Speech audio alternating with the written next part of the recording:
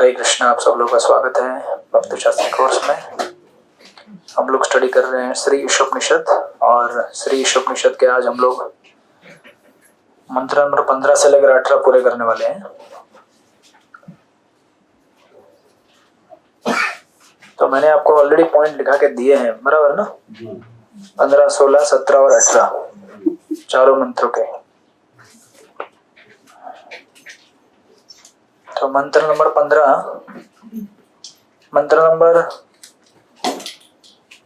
15 से लेकर 18 ये लास्ट का सीरीज है इस सेक्शन का ईशोपनिषद के, जिसमें भगवान के लिए प्रार्थनाएं की गई हैं। तो इसके पहले हमने श्लोक मंत्र नंबर 9, 10, 11, 12, 13, 14 ऐसे 6 मंत्रों का सीरीज देखा था। 9, 10, 11 में विद्या और अविद्या का वर्णन किया था। 12, 13, 14 में सही उपासना और गलत उपासना का वर्णन किया था। आप सब लोग पढ़ रहे हो ईशोपनिषद के? नहीं पढ़ रहे? नहीं पढ़ रहे? अभी तो पढ़ना पड़ेगा, एग्जाम आ रहा है अभी आपका। कब है एग्जाम? हाँ क्या? 14 दिसंबर। तो 1 महीना है अभी आपके पास। सैटरडे है? हाँ तो चलेगा।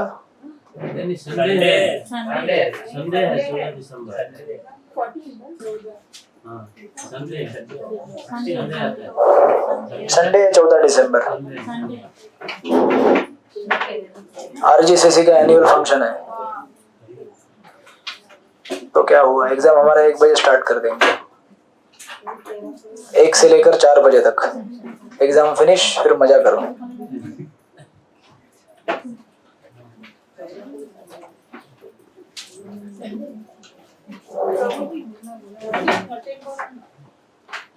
डिस्कशन बाद में, पहले सिलेबस कवर करते हैं।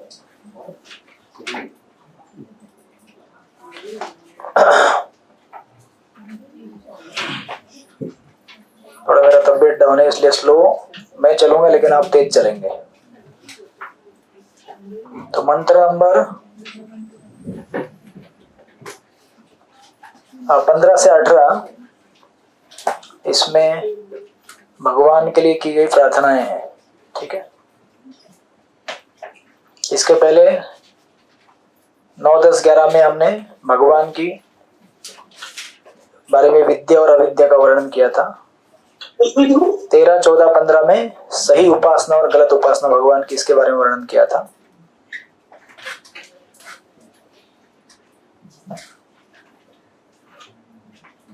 ठीक है। इसके पहले क्या स्टडी किया था हमने, बताइए? 9 के पहले मंत्र नंबर 4 से 8 का एक सीरीज लिया था हमने। हाँ, भगवान के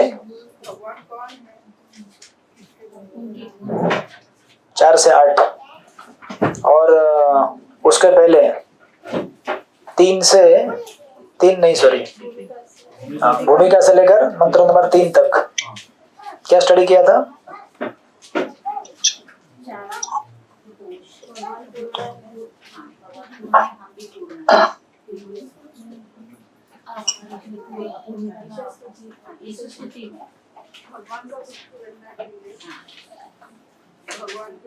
बाकी प्रभु लोग सब लोग हवा में देख रहे हैं।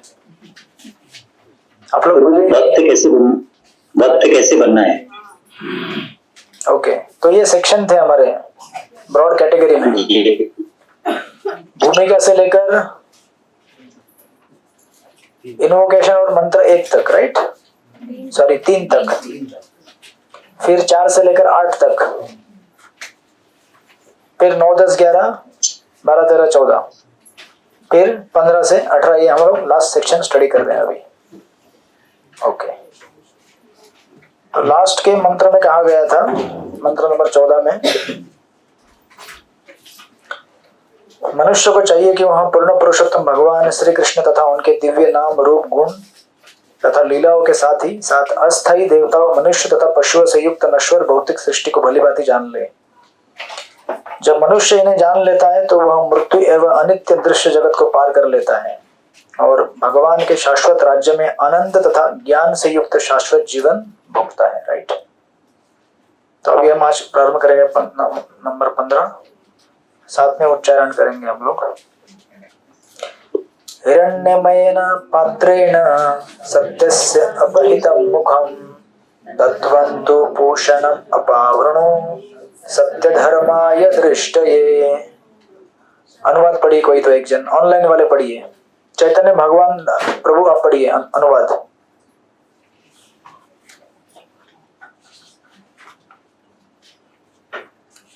माइक अनम्यूट कीजिए प्रभु। माइक माइक माइक अनम्यूट नहीं है आपका। हरे कृष्णा।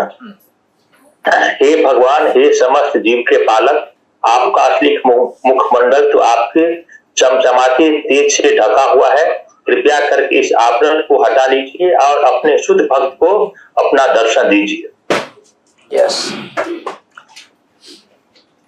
तो ये प्रार्थना की गई है एक भक्त के द्वारा। राइट। हे भगवान समस्त जीवों के पालक, आपका असली मुखमंडल आपके चमचमाते तेज से ढका हुआ है। मतलब किससे ढका हुआ है?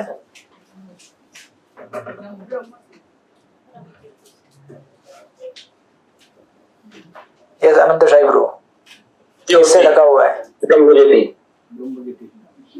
सही है। ब्रह्मज्योति। ब्रह्मज्योति मुझे नहीं लगता सही है। किससे ढका हुआ है? मतलब क्या?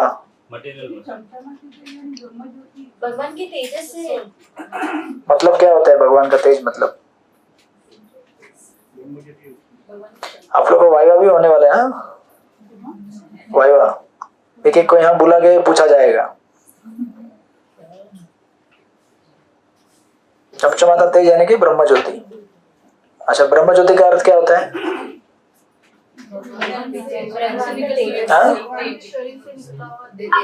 ज्ञान। ज्ञान।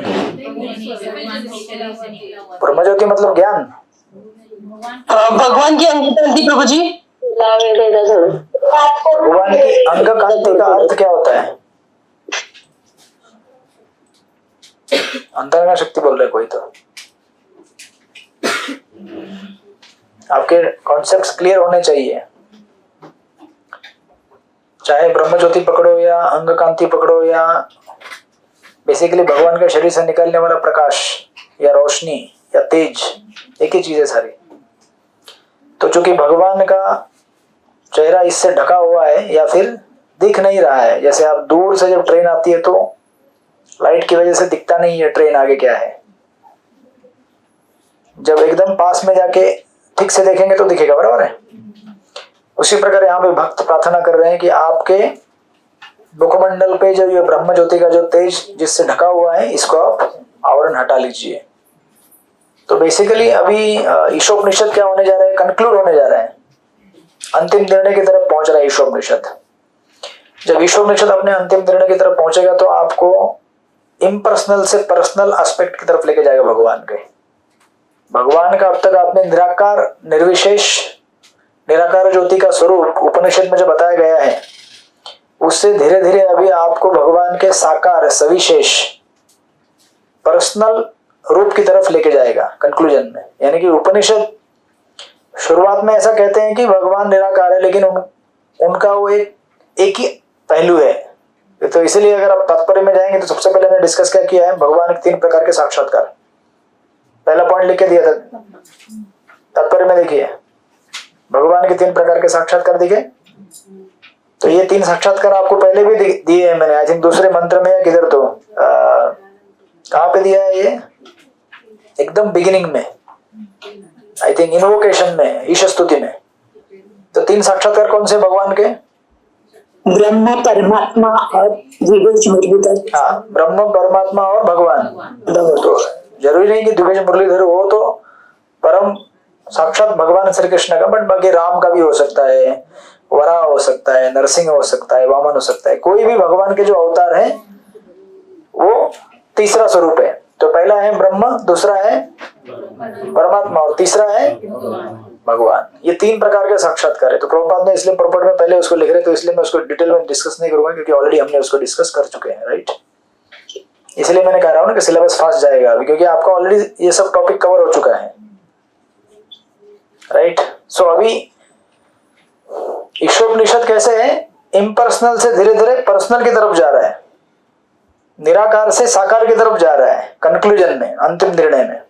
यानी कि कहने का अर्थ यह है कि भगवान निराकार नहीं है, भगवान क्या है, साकार है। निराकार तो केवल उनके एक बहुत सारे पहलुओं में से एक पहलू है, बट वास्तव में भगवान क्या है, साकार है, राइट।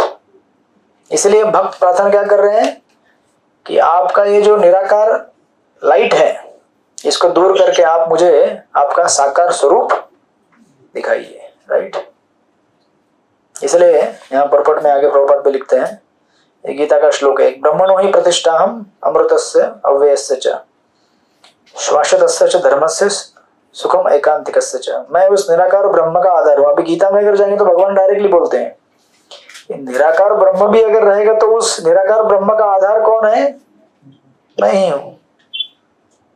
लाइट कहां से निकल रहा है, मेरी बॉडी शरीर से निकल रहा है भगवान के।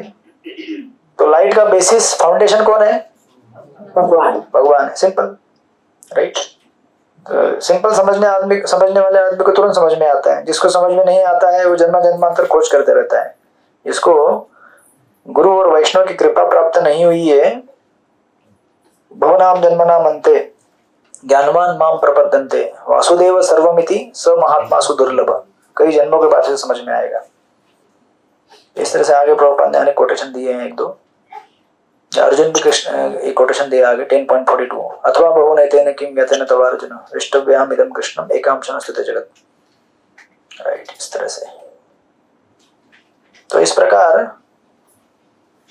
भगवान वास्तविक देखा जाए तो साकार है, लेकिन अगर आपको पूरा पूरा अंडरस्टैंडिंग नहीं होगा तो आप समझ बैठेंगे भगवान निराकार है, और इसकी वजह से पूरा प्रॉब्लम खड़ा हो जाता है। भारत में प्राय जो मेन स्ट्रीम हिंदुइज्म है निराकार है। इवन आप दूसरे वैष्णव संप्रदाय में जाएंगे तो वहां भी निराकार का बहुत वर्चस्व है। महाराष्ट्र में जाइए आप, नाम नहीं लूंगा मैं क्षेत्र का, बहुत सारे स्थान है, प्रमुख प्रमुख धार्मिक स्थान, वहां जाएंगे तो बोलेंगे क्या बोलते, गाना गाते, कौन सा गाते हो गाना, तू ही एक निरंकार निराकार तू ही ब्रह्म ज्योति, वो गाते रहते गाना, बराबर है कि नहीं। तो निराकार भगवान को घोषित करना मतलब ऐसे जैसे एक राजा था, स्टोरी के माध्यम से समझा रहे हैं आपको। उसके पास एक तोता था, तो बहुत राजा को तोता बहुत प्रिय था। तो बोलता था कि ये तोता मुझे इतना प्रिय है, इसके मृत्यु की खबर कोई भी मेरे पास लेके नहीं आना चाहिए। अगर कोई भी इसके मृत्यु की खबर मेरे पास लेके आया तो मैं उसे फांसी पे लटका दूंगा। तो तोता तो कभी तो मरेगा ना। तो एक दिन तोता शरीर छोड़ देता है, तो उनका मिनिस्टर है, तो मिनिस्टर को जाके बताना है ना राजा को। तो मिनिस्टर राजा के पास आता है, बोलता है सर आपका तोता बोल नहीं रहा है। राजा बोलता है अच्छा सर, तोता खा नहीं रहा है, कुछ चल भी नहीं रहा है, तो मतलब क्या, मर गया? राजा बोलता है। मिनिस्टर बोलता है देखो मैंने नहीं बोला, आप बोल रहे हैं कि मर गया करके। तो इसी प्रकार भगवान को यह बोलना कि आपके हाथ नहीं है, पैर नहीं है, कान नहीं है, आप चलते नहीं है, खाते नहीं है, पीते नहीं है, मतलब क्या बोलना, एक तरह से भगवान मर गया। निराकार मतलब है ही नहीं ना बेसिकली। मतलब निराकारवाद जो है वो आपको नास्तिकवाद की तरफ लेके जाता है। अंत में आपको ये पता चले कि आप इस संसार को छोड़ के ऐसे दुनिया में जाने वाले जहां पे कुछ है ही नहीं, आप भी खुद नहीं रहने वाले वहां पे, तो आप क्यों जाएंगे वहां पे? जब आपको ऐसा बता दिया जाए कि जीवन का अंतिम लक्ष्य है कुछ भी नहीं है, जीवन का अंतिम लक्ष्य क्या है? कुछ भी नहीं है। जीवन का अंतिम लक्ष्य निराकार के हिसाब से क्या है? निराकारवाद के हिसाब से शून्य, शून्य में विलीन होना। मतलब क्या है? बेसिकली आप अपने अस्तित्व को समाप्त कर रहे हो ना।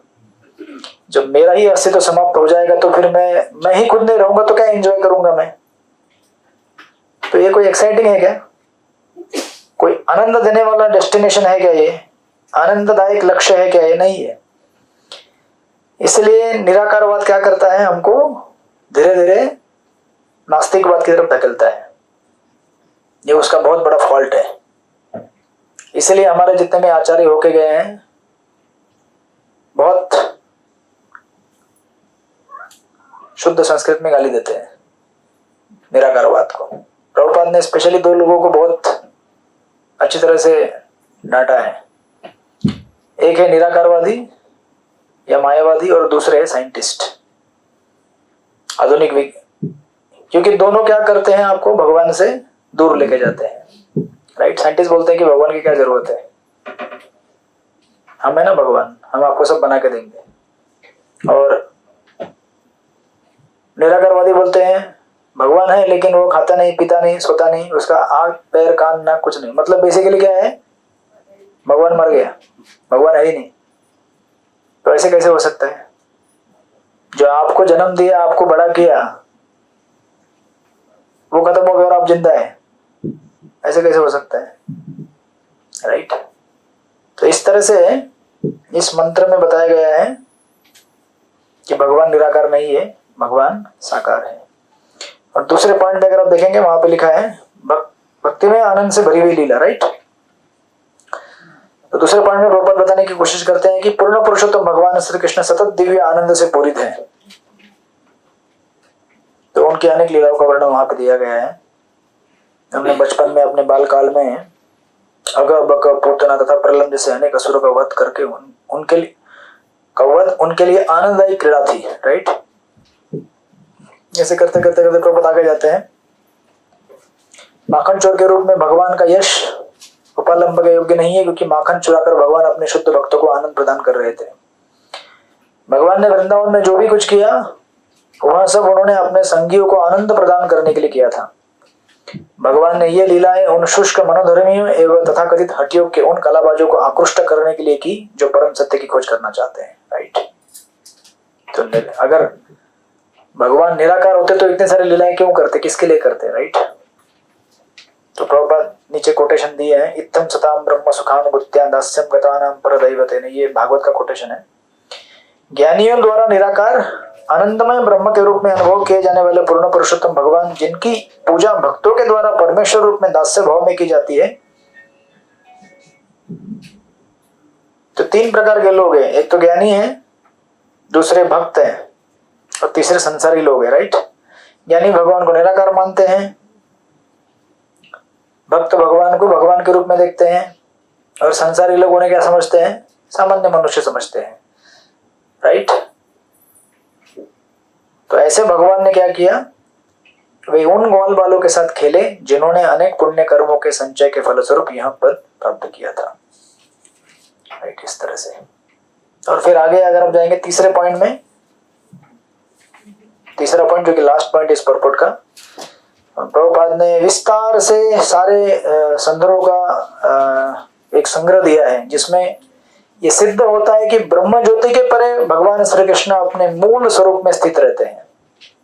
तो आपको कभी भी अगर निराकारवाद के ऊपर टीका करनी है, टिप्पणी लिखनी है, तो ये सारे पॉइंट्स उसमें आ जाएंगे कि किस तरह से भगवान निराकार नहीं है, भगवान क्या है?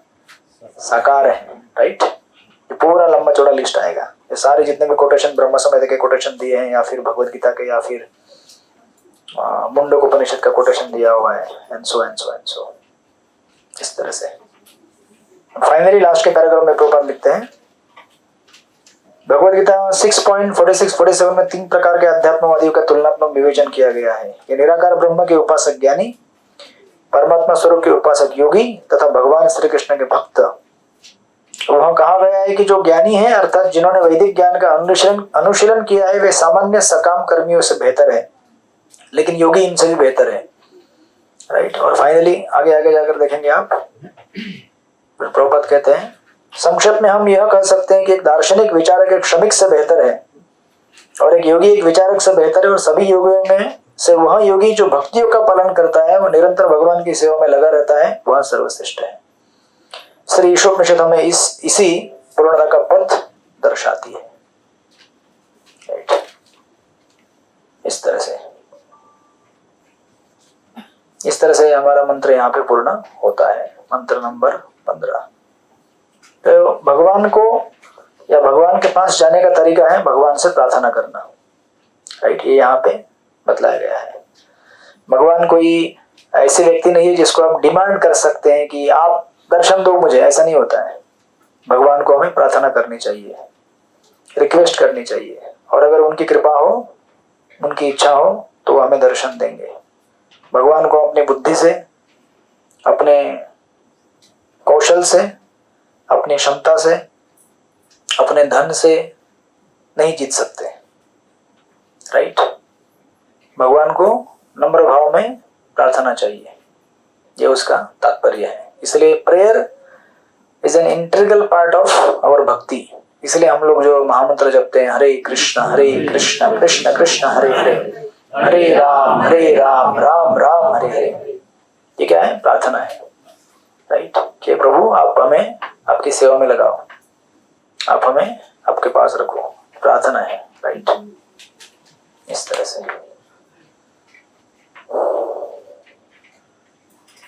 किसी का कोई प्रश्न मंत्र नंबर 15 से? बोलिए।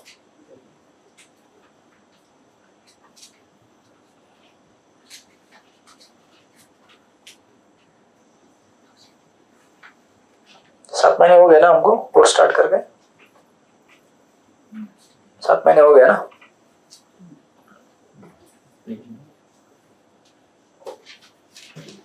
आपका बुक किधर है?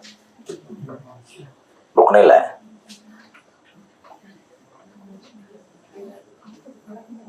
Okay, ready? ऑनलाइन वाले सब डिवोटीज ओके?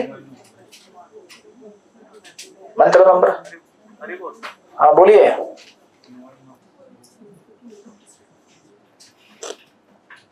कोई कुछ बोल रहे हैं क्या? अच्छा, हरी बोल रहे हैं, ठीक है। So now let's go to the mantra number 16।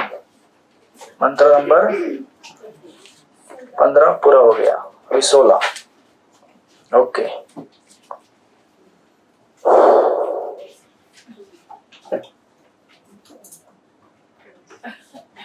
Okay, तो हम लोग मंत्र नंबर 16 को एक साथ पढ़ेंगे। लास्ट का सीरीज है, सारी प्रार्थनाएं हैं ये। 15, 16, 17, 18 सारी प्रार्थनाएं हैं, ठीक है। मंत्र नंबर 16 एक साथ रिसाइट करेंगे हम लोग।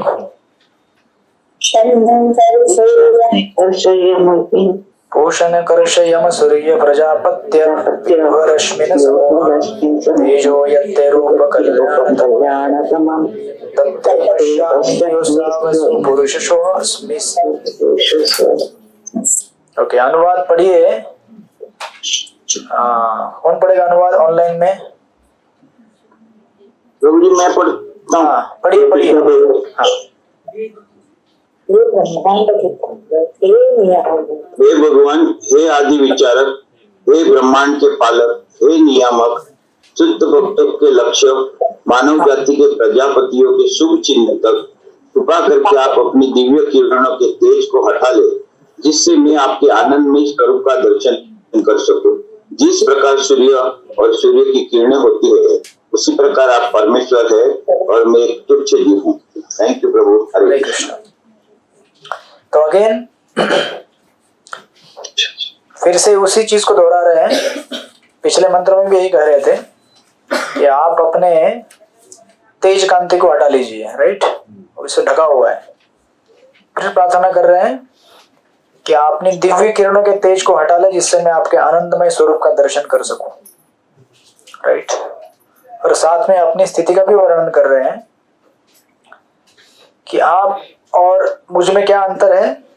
जिस प्रकार सूर्य और सूर्य की किरणें होती हैं, तो ये दृष्टांत आपने पहले भी अभ्यास किया है, बराबर। सूर्य और सूर्य की किरणों में अंतर क्या होता है बताइए, और समानता क्या होती है? हाँ, गुणात्मक दृष्टि से समान है सूर्य और सूर्य की किरण, क्योंकि एक ही चीज है ना वो। लेकिन हाँ, क्वांटिटी यानी कि परिमाण, परिमाण यानी कि उसका, उसको क्या बोलते हैं व्यवहारिक भाषा में? मात्रा मात्रा मात्रा, मात्रा। यूनिट तो सूर्य की किरण में जितना तेज है वो बहुत कम है, लेकिन सूर्य में तेज कितना है? बहुत ज्यादा है। ये अंतर है जीव और भगवान में। इस तरह से आपको प्रश्न पूछे जाएंगे वाइवा में, सामने बुलाकर, और आपको इसका उत्तर देना है, नहीं तो फेल। क्योंकि ये ही सबसे बेसिक चीजें हैं। अगर यही नहीं समझ में आई आपको, तो आपको कुछ भी समझ में नहीं आया उपनिषद में। फिर आप भले पेपर बहुत अच्छा लिखे तो भी उसका कुछ लाभ नहीं होगा आपको। ये अंतर आपको समझ में आना चाहिए जीव और ईश्वर में। फिर ऐसे प्रश्न पूछे जाएंगे कि 3 साक्षात्कार कौन से ईश्वर के, आपको उत्तर आना चाहिए। ब्रह्म, परमात्मा, भगवान। अच्छा, ब्रह्म क्या होता है, परमात्मा कौन है, भगवान कौन है, राइट। इस तरह से सिंपल सिंपल प्रश्न जो ऑलरेडी आपने स्टडी किए हैं आपके सिलेबस में, वही पूछे जाएंगे, नए कुछ पूछा नहीं जाएगा। तो इस तरह से ये अंतर है। और इसलिए अगर आप देखेंगे इस श्लोक के अंत में सोहम अस्मि करके एक शब्द का इस्तेमाल किया गया है। सोहम, वो कहते हैं ना तत्त्वमसि, अहम ब्रह्मास्मि, सोहम अस्मि, वो कहते हैं मैं ही वही हूं करके। जो निराकारवादी होते हैं वो क्या कहते हैं कि मैं ही वही हूं करके। मैं ही वही मतलब आप वही नहीं है, वो ईश्वर नहीं है। आप तत्व के हिसाब, आप मात्रा के हिसाब से क्या है, कम है, लेकिन गुण के हिसाब से समान है, राइट। गुणात्मक दृष्टि आप भी जीव है, ईश्वर भी जीव है, राइट। लेकिन आपको वो सुप्रीम जीव है, आप सिंपल जीव है, छोटे तुच्छ है। इस तरह से तो यहाँ पे तो पहला पॉइंट ही प्रॉपर वही एक्सप्लेन करते हैं। अगर पर्पल में देखेंगे तो जीव और भगवान के बीच का भेद थोड़ा विस्तार से दिया है। तो इसमें से मैं ज्यादा पढ़ूंगा नहीं, क्योंकि ऑलरेडी ये सब पॉइंट आपको पहले विस्तार से डिस्कस किए जा चुके हैं, राइट। भगवान का वो भी हमने ऑलरेडी डिस्कस किया है, डेफिनेशन, आगे आगे पैराग्राफ में आएगा आपको। इसी प्रकार का उदाहरण हमने नमक का भी लिया था, अगर आपको याद रहेगा तो। समंदर का 1 चम्मच पानी और समंदर का पूरा पानी, 1 चम्मच पानी में कितना नमक होता है, कुछ मिलीग्राम, और पूरे समंदर में कितना पानी होता है, हजारों टन। बट दोनों समंदर का पानी है। परिणाम और गुण के हिसाब से समानता है और अंतर भी है, राइट। इस तरह से, राइट। तो अभी इसमें शुरू से लेकर अंत तक आप देखेंगे श्री ईशोपनिषद में इतना तत्व का वर्णन किया गया है, पूरा तत्व का ही वर्णन किया गया है। ईशोपनिषद मतलब उपनिषद मतलब तत्व, और इतना तत्व हमें मालूम इसलिए होना चाहिए ताकि हम लोग जो लीला का आस्वादन करेंगे बाद में, वो सही सही ढंग से कर सके। नहीं तो फिर लीला का आस्वादन करते समय गड़बड़ हो सकती है। जैसे बॉडी अगर फिट होगा तो जो खाएंगे वो अच्छी तरह से डाइजेस्ट होता है, पचता है। नहीं खाएं, अगर बॉडी फिट नहीं है तो हर 2 घंटे में जो लेते हैं वो निकलता जाता है, राइट। डाइजेस्ट नहीं होता है तो बॉडी को लगता नहीं है वो। सब मेरे साथ हो रहा है इसलिए बोल रहा हूं। तो इसलिए देखिए, जैसे कोई अगर समझो सर्जरी करते, देखा हमने सर्जरी करते हैं छुरी कांटा से। समझो किसी का हार्ट के अंदर कुछ डालना है, या कुछ शरीर में कहीं हड्डी में वो क्या डालते हैं, रॉड डालते हैं कभी कभी, ये सब सर्जरी कर रहे हैं। तो समझो कोई व्यक्ति ऐसा है जिसने कभी देखा ही नहीं सर्जरी क्या होता है, और वो देख रहा है, हॉस्पिटल में आया पहली बार और देख रहा है डॉक्टर लोग क्या कर रहे हैं, इसको काट रहे हैं पूरा। तो वो क्या सोचेगा, डॉक्टर लोग क्या कर रहे हैं, मार रहे हैं उसको। समझेगा पागल लोग हैं लोग, नहीं ऐसे समझेंगे ना। लेकिन जिसको समझ है वो क्या सोचेगा, अरे जान बचा रहे हैं उसकी। उसी प्रकार कृष्ण लीला ऐसी है, उसका अगर आस्वादन करना है तो तत्व जानना जरूरी है। अदरवाइज क्या होता है, फिर कृष्ण अगर माखन चुराएंगे तो कोई बोलेगा चोर है ये। तो अगर कृष्ण रासलीला करेंगे तो कोई बोलेगा क्या है, कृष्ण पहले छोटी चोरी करते थे, बड़ी चोरी कर रहे हैं। ऐसे होता है ना। फिर लोग भी बोलते हैं छैल छबीले कृष्ण। मैं भी छैल छबीला बन सकता हूँ, मेरी भी राधा रानी होगी, मेरे भी 10-15 गोपियां हैं। तो अगर ये नहीं होने देना है तो तत्व जानना बड़ा जरूरी है। इसलिए इसको कहते हैं विदाउट तत्व लीला बिकम्स अम्यूजिंग एंड विद तत्व लीला बिकम्स अमेजिंग। अमेजिंग मतलब कंफ्यूज करने वाला, और अमेजिंग मतलब बहुत ही अद्भुत बन जाता है अगर तत्व जानेंगे तो। आप देखेंगे कृष्ण भगवान है, फिर भी वो छोटे एक ग्वाल बाल के रूप में आते हैं और मक्खन मांगते, तो आपको लगता है भगवान इतने महान है, फिर भी क्या करते हैं वो अपने भक्तों से प्रसाद मांगते हैं। और गोपियां कहते हैं ये प्रसाद देंगे आपको, तभी आप अगर नाचोगे तो आपको देंगे प्रसाद, नहीं तो नहीं देंगे। तो कृष्ण बोलते हैं लोगों को नाचता हमें, है कि नहीं। तो ये जब हमें पता चलता है कि ईश्वर साक्षात स्वयं क्या करते हैं, एक छोटे बालक बन जाते हैं, तो हमें उसको देख के और आनंद बढ़ता है हमारा। और अगर हमें ये मालूम ना हो कि ये ईश्वर है तो हम समझेंगे क्या हुआ, बालक छोटा बालक है, उसको जरूरत है, दे दो भाई। लेकिन जब हमें ये मालूम हो उसको जरूरत नहीं है, फिर भी वो छोटे बालक का रूप धारण करके आते हैं, तो हमारा उनके प्रति स्नेह और प्रेम और ज्यादा बढ़ जाता है। जैसे रामायण में लक्ष्मण जब इंट्रोड्यूस करते हैं अपने आप को हनुमान से, अपना परिचय देते हैं हनुमान को कि मैं कौन हूं, तो कहते हैं कि मैं महाराज दशरथ के ज्येष्ठ पुत्र राम, जो कि अनेक अनेक गुणों के भंडार है, सागर हैं, उनका सेवक हूं सदा सर्वकाल के लिए। अपने आप को ये नहीं बोलते मैं दशरथ का दूसरा पुत्र या तीसरा पुत्र, ऐसा नंबर लेके नहीं बोलते। मैं लक्ष्मण हूं, पता है आपको मैं शेषनाग भी हूं, ऐसा नहीं बोलते।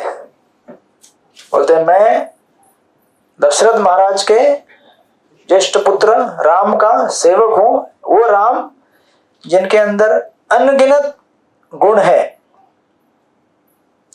और फिर लक्ष्मण रुक जाते हैं और कहते हैं कि एक्चुअली राम के चरणों में बैठ के सेवा करना बड़ा आनंद है, अच्छा लगता है, राइट। अच्छा क्यों लगता है, ऐसे तो अभी सेवा करनी बड़ा भाई है ना। अब ईश्वर है तो ईश्वर की सेवा तो करनी है हमको सबको, बराबर है क्या नहीं।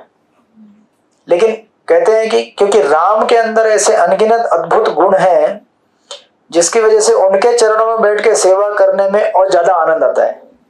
मतलब समझिए निराकार और साकार में क्या भेद होता है। तो जो लोग निराकार ईश्वर की उपासना करते हैं वो लोग बेचारे आनंद नहीं पा पाते, क्योंकि वहां कोई गुणों का वर्णन ही नहीं है ना कि ईश्वर कितने मधुर हैं, कृपाशाली हैं।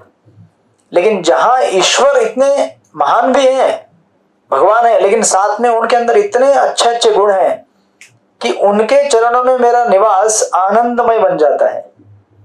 तो अभी जितने भी लोग बाहर घूम रहे निराकारवाद कर रहे हैं, वो भी तो ईश्वर को मानते ही हैं, लेकिन उनकी उपासना और उनका जो मार्ग है इतना सूखा सूखा है कि उनके मार्ग में कोई रस ही नहीं है। तो लोग प्रसाद भी नहीं पा पाते बेचारे। क्यों? क्योंकि उनका ईश्वर प्रसाद लेता ही नहीं है। जो उनका ईश्वर प्रसाद नहीं लेता तो उनके चेले कैसे प्रसाद लेंगे। तो उनका प्रसाद कैसे लेते मालूम है क्या आपको? एक कटोरी लेंगे, उसी में दाल चावल सब्जी रोटी स्वीट सब कुछ डाल देंगे और गोल घुमा के खाते हैं। तो बोलते हैं निराकार है सब कुछ। तो कैसे आनंद आएगा? आनंद कब आता है? जो रोटी सब्जी अलग से खाओ, है ना, पकौड़ा अलग से खाओ। शाम को खाने वाले हम लोग, ये दूसरे हमारे संडे ग्रुप वाले वो शाम को बड़ा फीस्ट का आयोजन किया है। हरे कृष्ण। बाकी लोग बोल रहे हमको एंट्री है क्या? तो क्या होता है कि ईश्वर के चरणों में बैठकर तो सेवा करनी है हमको, लेकिन उन ईश्वर में इतने अच्छे अच्छे गुण हैं कि जिसकी वजह से उनके चरणों में मेरा निवास आनंद से भर जाता है। अब सोचिए ना, ऐसा कोई व्यक्ति है, बड़ा व्यक्ति है जिसकी आपको सेवा करनी है, समझो आप उसके नौकर हैं। आपके ऑफिस में, कंपनी में रहेंगे ना बहुत सारे लोग, या घर में कोई ना कोई रहेगा ना, सासू माँ रहेगी या घर के कोई दूसरे रहेंगे, सेवा तो करनी है। लेकिन अगर व्यक्ति प्रेम भरे स्वभाव वाला रहेगा, अच्छा रहेगा, तो आपको कैसा लगता है? और अच्छा लगता है, नहीं? ऐसा लगता है कि ऐसे सेवा करते रहें करते रहें करते रहें। मतलब सेवा तो करनी है। अब निराकारवादी निराकार बोल के ईश्वर से भाग तो नहीं सकते, मानना ही पड़ेगा उनको, राइट? लेकिन बेचारे रस नहीं पा पाते भक्ति का, जबकि उसके विपरीत भक्त लोग, वो भी भगवान की सेवा कर रहे, लेकिन उनको भक्ति का आनंद मिलते रहता है। इसीलिए यहाँ पे ईशोपनिषद में हमें धीरे धीरे कहाँ लेके जाया जा रहा है? निराकारवाद से साकारवाद की तरफ। और ये समझाया जा रहा है कि ईश्वर निराकार नहीं है, ईश्वर साकार है। इस तरह से ये हो गया उसका पहला पॉइंट। और दूसरा पॉइंट, भगवान किस प्रकार भक्तों की मदद करते हैं, ये हम इसको अगले परपोर्ट में कवर करेंगे, मंत्र 17 में। इस प्रकार मंत्र नंबर 16 पूरा हो गया। तो 17 में कवर किया जाएगा, उसका पार्ट टॉपिक उसमें आने वाला है। Any questions? किसी का कोई प्रश्न अभी तक? 15-16 पूरे हो गए मंत्र। उसका कुछ टॉपिक आएगा वहां पे, वो उसमें कवर किए करेंगे। हरे कृष्णा प्रभू जी. बोलिए माता जी. प्रभू जी, 16व्या मंत्राचं जे भाषांतर किंवा सांगितलंय ना मराठीमध्ये, ते असं आहे की हे भगवंता, हे एकर्षे, हे ब्रह्मांड प्रतिपालक, हे यम, हे सूर्य, हे प्रजापत्य, कृपया आपण आपल्या दिव्य किरणांचे तेज दूर करा, जेणेकरून मी आपले आनंदमय स्वरूप पाहू शकेन. आपण सूर्यासारखे शाश्वत भगवान आहात, ज्याप्रमाणे मी आहे. तर हिंदीमध्ये काहीतरी खूपच वेगळं आहे प्रभूजी, आणि आमच्या मराठी पुस्तकात वेगळं आहे. आप मराठी में समझिए तो आपको समझ में आएगा, आप हिंदी को मिक्स मत कीजिए. नाही प्रभूजी, हिंदीमध्ये काहीतरी मी तुच्छ जीव आहे असं काहीतरी लिहिलेलं शेवटी. आप छोड़ दीजिए उसको, आप मराठी में जो है ना वैसे स्टडी कीजिए. चालेल ना प्रभूजी? कारण मला वेगळं वाटलं म्हणून मी विचारलं. नहीं, आप मराठी में स्टडी कीजिए, हिंदी वालों को हिंदी में स्टडी करने दीजिए, ठीक है ना? ठीक है. माता जी, वो एग्जैक्ट था जो अपने हिंदी में था ना, वही था मराठी में. हा लास्ट सेंटेन्स माता जी उसका ऐसा है कि आपण सूर्यासारखे शाश्वत भगवान आहात, ज्याप्रमाणे मी आहे. हे कसं काय? थोड़ा बहुत ये होता है एक शब्दों का आगे पीछे, क्योंकि आखिर भाषा का अंतर है ना. बट सारांश है कि भक्त भगवान से प्रार्थना कर रहे हैं, बस ये आप समझ लीजिए वहां से, ठीक है? ठीक है. हरे कृष्ण. ओके, सो अभी हम लोग जाएंगे मंत्र नंबर 17 में, ठीक है? तो मंत्र नंबर 17 हम लोग साथ में पढ़ाई करेंगे.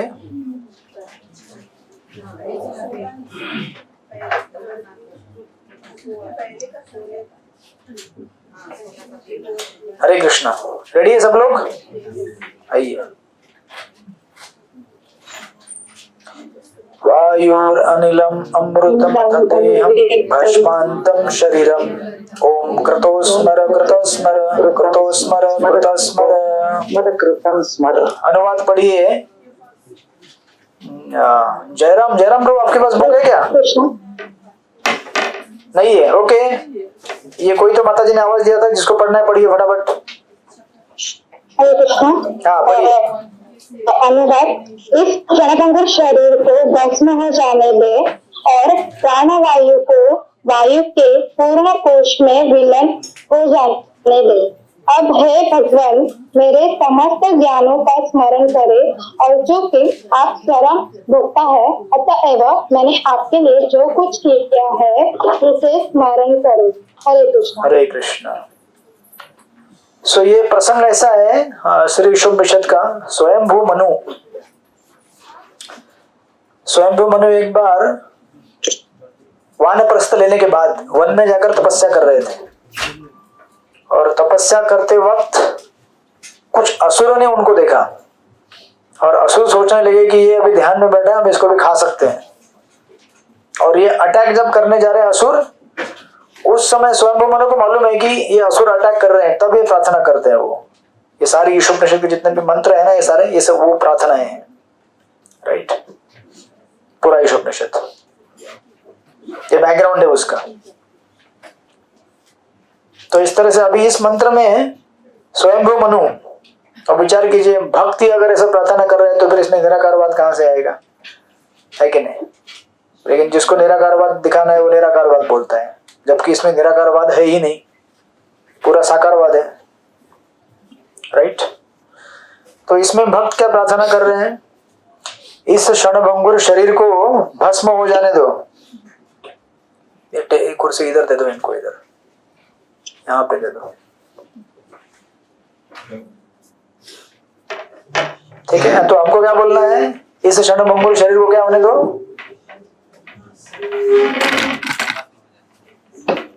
इसको आगे कर ले।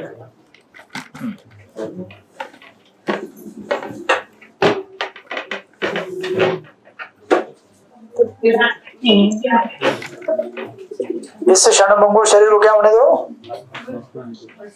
भस्म होने दो। मतलब क्या, जलने दो, मरने दो नहीं, जलने दो। आप सब लोग हैं साथ में, क्या कर रहे हैं आप लोग, क्या ढूंढ रहे हैं। अग्निमध्ये भस्म होती।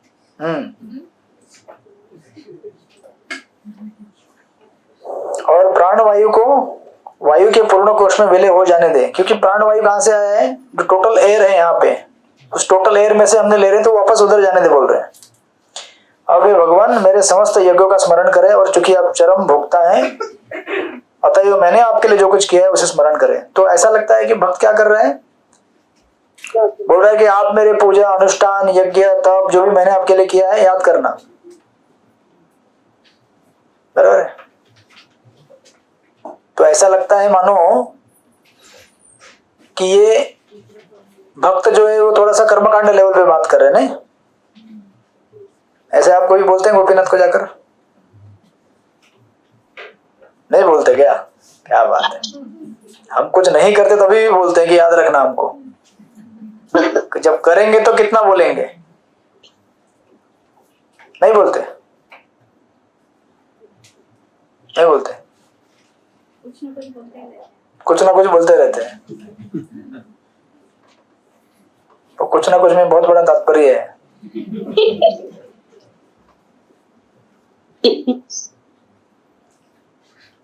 फिर अलग मजा लेते रहते हैं ऑनलाइन वाले।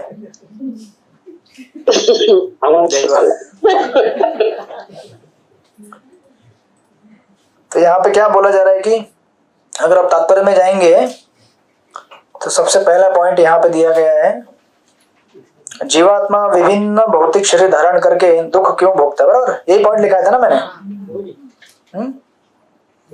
ऐसे ठंडा हो रहा है, उसका ब्लेड जो है ना ऊपर करो, ठंडा नहीं हो रहा है, वो डायरेक्ट उनके ऊपर हिट कर रहा है ना, इसलिए ब्लेड को ऐसा ऊपर करो ना, हाथ से हो जाएगा, क्योंकि इधर तो गर्म हो रहा है ना इस तरफ। हाँ हाँ, बस अभी वो जहां से वायु आ रही है वहीं पे जाएगा, उस वायु में विलय हो जाएगा वो। अभी ठीक है ना, आपको थोड़ा चाहिए अभी वायु, अभी ठीक है, अभी ठीक है, ऊपर नीचे हो रहा है तो उसका रिमोट नहीं है वहां पे, तो ले लो ना। उससे नहीं चलेगा तो इससे चलाओ, देखो कौन सा चलता है।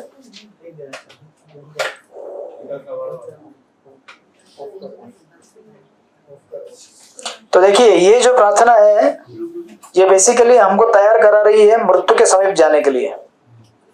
जब हम मृत्यु के समीप जाएंगे तो हमारा किस प्रकार का भाव होना चाहिए और हमें कैसे मृत्यु का सामना करना चाहिए, ये समझा रहे हैं, राइट। तो अभी अनेक अनेक भक्तों की अनेक अनेक कैटेगरी होती है।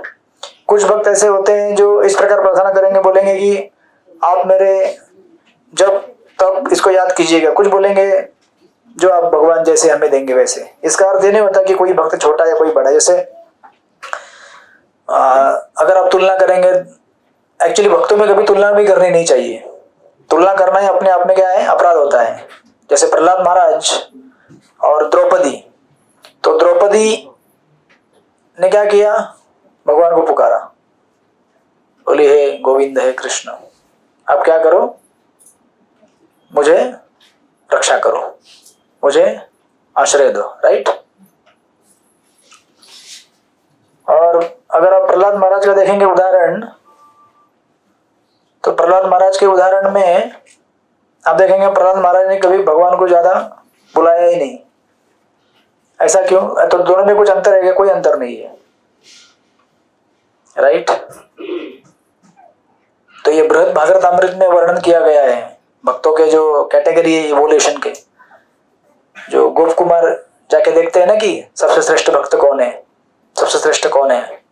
अब किसी भी भक्त के पास जाएंगे तो कोई भी भक्त बोलता नहीं कि मैं श्रेष्ठ हूँ, बोलता है मेरे से श्रेष्ठ वो है, वो बोलते हैं मेरे से श्रेष्ठ वो है, मेरे से श्रेष्ठ वो है। ऐसे करते करते करते करते वृंदावन की गोपियों तक पहुंचते हैं।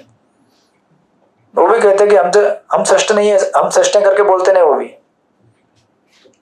तो भक्तों में तुलना करना ये हमारा प्रॉब्लम है। भक्त अपने आप में उनको कोई प्रॉब्लम नहीं होता है, तो हम लोग तुलना करते नहीं, ये भक्त ऐसा है, वो भक्त वैसा है। कोई कैसा क्यों ना होने दो ना, उसको वो अपना देखेगा क्या है उसका भक्ति। हम तुलना करके उसको अंतर बना के रख देते हैं, राइट। तो अगर आप देखेंगे रस के हिसाब से सबका अपना अपना इवोल्यूशन होते रहता है। ये रस के हिसाब से अगर भेद भी अगर होते हैं तो रस के हिसाब से होते हैं। हर किसी का अपना अपना रस होता है भगवान के साथ। अभी मेरा जो रस रहेगा वो अलग रहेगा, आपका रस अलग रहेगा, समान नहीं हो सकता। भले दोनों साक्ष्य रस में भी क्यों ना हो, उसमें भी वैरायटी रहेगी, राइट। तो जैसे अगर प्रहलाद महाराज का उदाहरण लेंगे या द्रौपदी का उदाहरण लेंगे, तो द्रौपदी के केस में उसके सिचुएशंस क्या है। एक तो पहले स्त्री है, अबला है, और वैदिक संस्कृति में स्त्री को अपनी इज्जत से बढ़कर कोई चीज होता नहीं है। वो खत्म तो सब खत्म, बराबर है। तो उसको तो भगवान को पुकारना अनिवार्य हो गया था।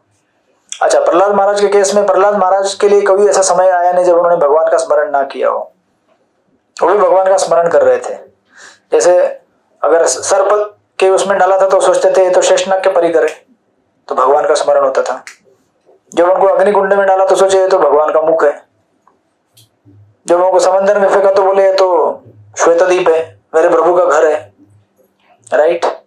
जब उनको एक बार खाली पर्वत से फेंका जा रहा था तो वो सोच रहे थे मैं ये शरीर नहीं, मैं आत्मा हूं, बस इतने में भगवान आके उनको पकड़ लिए।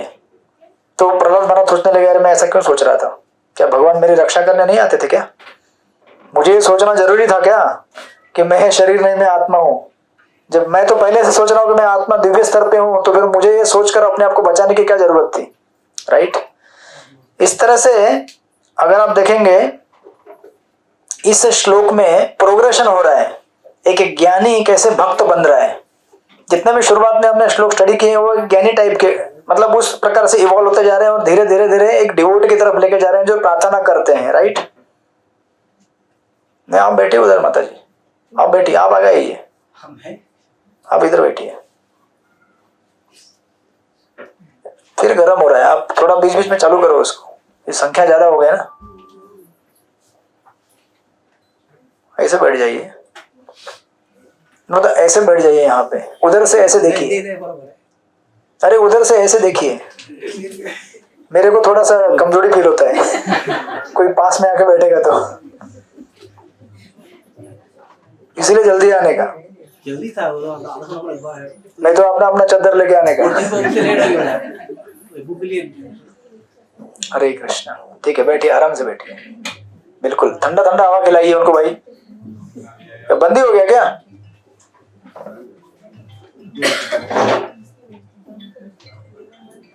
चालू कीजिए। अब इधर कुछ कपड़ा वपड़ा डाल दीजिए।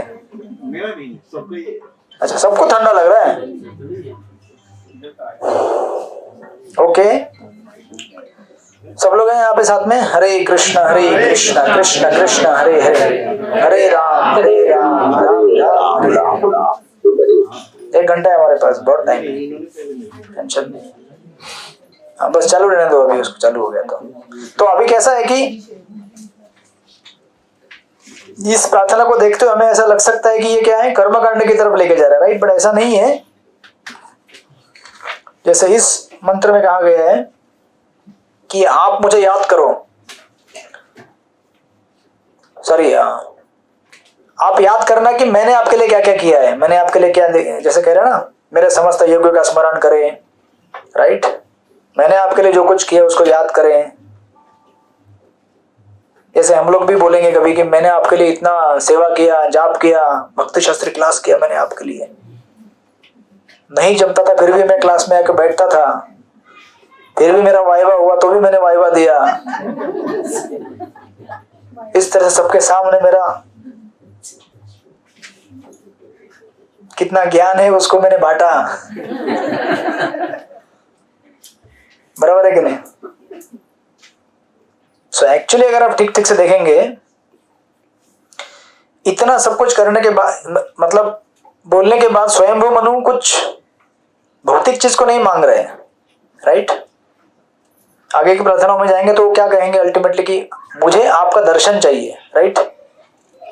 मेरी सारी चीजों को याद करके मुझे क्या चाहिए, मुझे कुछ धन दौलत संपत्ति संसार का कुछ नहीं चाहिए, मुझे आपका स्मरण चाहिए, राइट? इसीलिए जैसे कहा जाता है ना कि मृत्यु के समय में अगर हम भगवान को एन के न प्रकार याद करेंगे तो कैसा है, अच्छा ही है ना। किसी तरह से भगवान को याद करना शुभ होता है, लेकिन स्पेशली अगर हम भगवान को खुद से याद कर पाए तो ज्यादा अच्छा होता है। इसलिए कहते हैं voluntary renunciation is glorious, right? इसलिए फर्स्ट जब यहाँ पे प्रभुपाद लिखते हैं पैराग्राफ में, ये जो है ना, जीवात्मा विभिन्न भौतिक शरीर धारण करके दुख क्यों भोगता है, देखिए प्रभुपाद ने क्या लिखा है, यह क्षणभंगुर शरीर निश्चय ही पराया वस्त्र है। भगवद गीता 2.20 में स्पष्ट कहा गया है कि भौतिक शरीर के नष्ट हो जाने पर जीवात्मा नष्ट नहीं होता, नहीं वह अपनी पहचान खो देता है। जीवात्मा का रूप कभी निराकार या निर्विशेष नहीं होता। प्रत्युत जो भौतिक वेश है वह आकारीन होता है और वह अविनाशी व्यक्ति के रूप के अनुसार आकार ग्रहण करता है, राइट? कोई भी जीव मूलतः निराकार नहीं है, जैसा कि कम बुद्धि वाले लोग गलती से मानते हैं। तो दैट्स व्हाई ये पॉइंट यहाँ पे प्रभुपाद बताने चाहते हैं कि हमको तो शरीर छोड़ना ही है एक दिन। सबको शरीर छोड़ना है कि नहीं?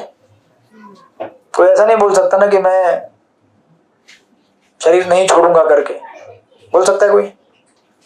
चाहे आप वाइवा दो या ना दो, शरीर तो छोड़ना ही है। ईशोपनिषद पास करो या फेल हो जाओ, शरीर तो छोड़ना ही है, बराबर है कि नहीं? परंतु अगर हम खुद से शरीर छोड़ने के लिए तैयार हो जाएं तो उसे क्या माना जाएगा? ग्लोरियस माना जाएगा। मृत्यु के समय जब हम करीब आएंगे तो हम लोग एक्चुअली उसको प्रतिकार करेंगे, मैं नहीं जाना चाहता हूं, लेकिन कोई बोलेगा मैं जाना चाहता हूं, तो उससे क्या होगा? क्या होगा अनंत शाही प्रभु से? कल हमारे सामने मृत्यु है या अभी है, तो मृत्यु बोलेगी आ जाओ, गाना सुना है आपने? और हम बोलेंगे आ जाओ, तो क्या होगा इससे? मुक्ति मिलेगी। क्या होगा? मुक्ति मुक्ति मुक्ति मिलेगी। किससे?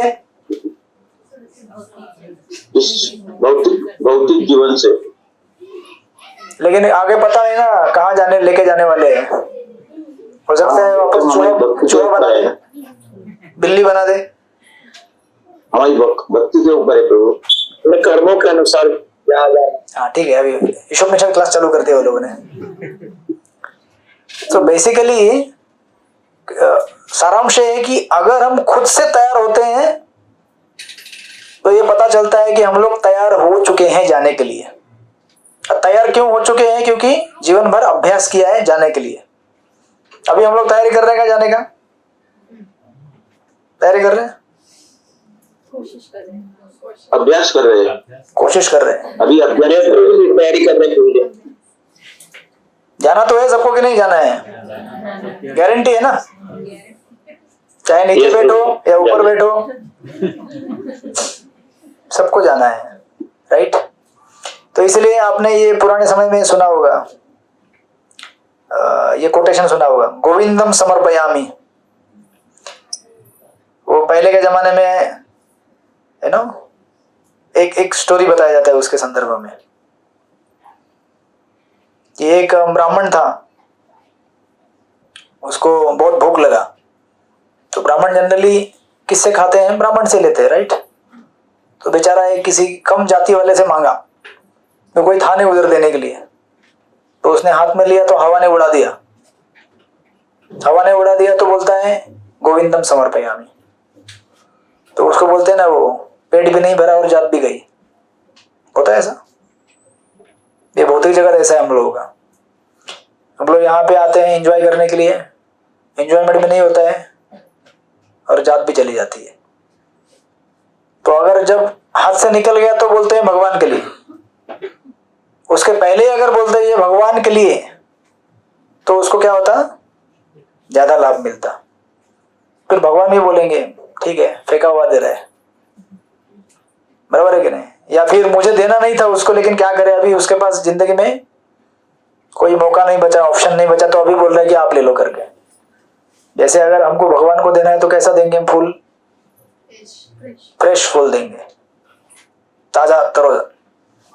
सूखा हुआ मुरझा हुआ फूल जाके देंगे हम, बराबर है कि नहीं? तो जैसे एक बार राधेश्याम प्रभु के पास पुणे में एक व्यक्ति आया था, बोला हमको ब्रह्मचर्य आश्रम ज्वाइन करना है। तो प्रभु जी बोले कि ठीक है, तो कब ज्वाइन करना है? बोला 1 महीने बाद बताता हूं। बोले 1 महीने बाद? बोले क्यों? नहीं, क्या है ना, वो एक लड़की को प्रपोज किया है, अगर वो ना बोली तो भर्ती हो जाऊंगा। तो बोले फिर जाओ, तुम घर पे जाओ। फिर तुम भर्ती नहीं हो सकते, तुम खाली उधर भर्ती हो सकते हो।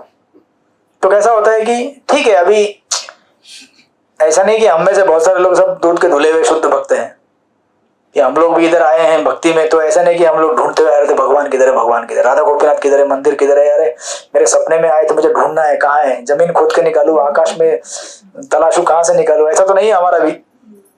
तो हम भी कोई ऐसे नहीं है, बट अगर हम खुद से ढूंढ के आते हैं तो वो ज्यादा उसी प्रकार यहाँ पे ये जो कहा जा रहा है कि शरीर छोड़ने का जो टाइम है, अगर हम खुद से तैयार होकर निकलते हैं तो ज्यादा ग्लोरियस है, राइट। इसलिए प्रभुपाद ने नीचे विस्तार से उसका कोटेशन दिया है, अगर आप देखेंगे वहां पे वन बाय वन।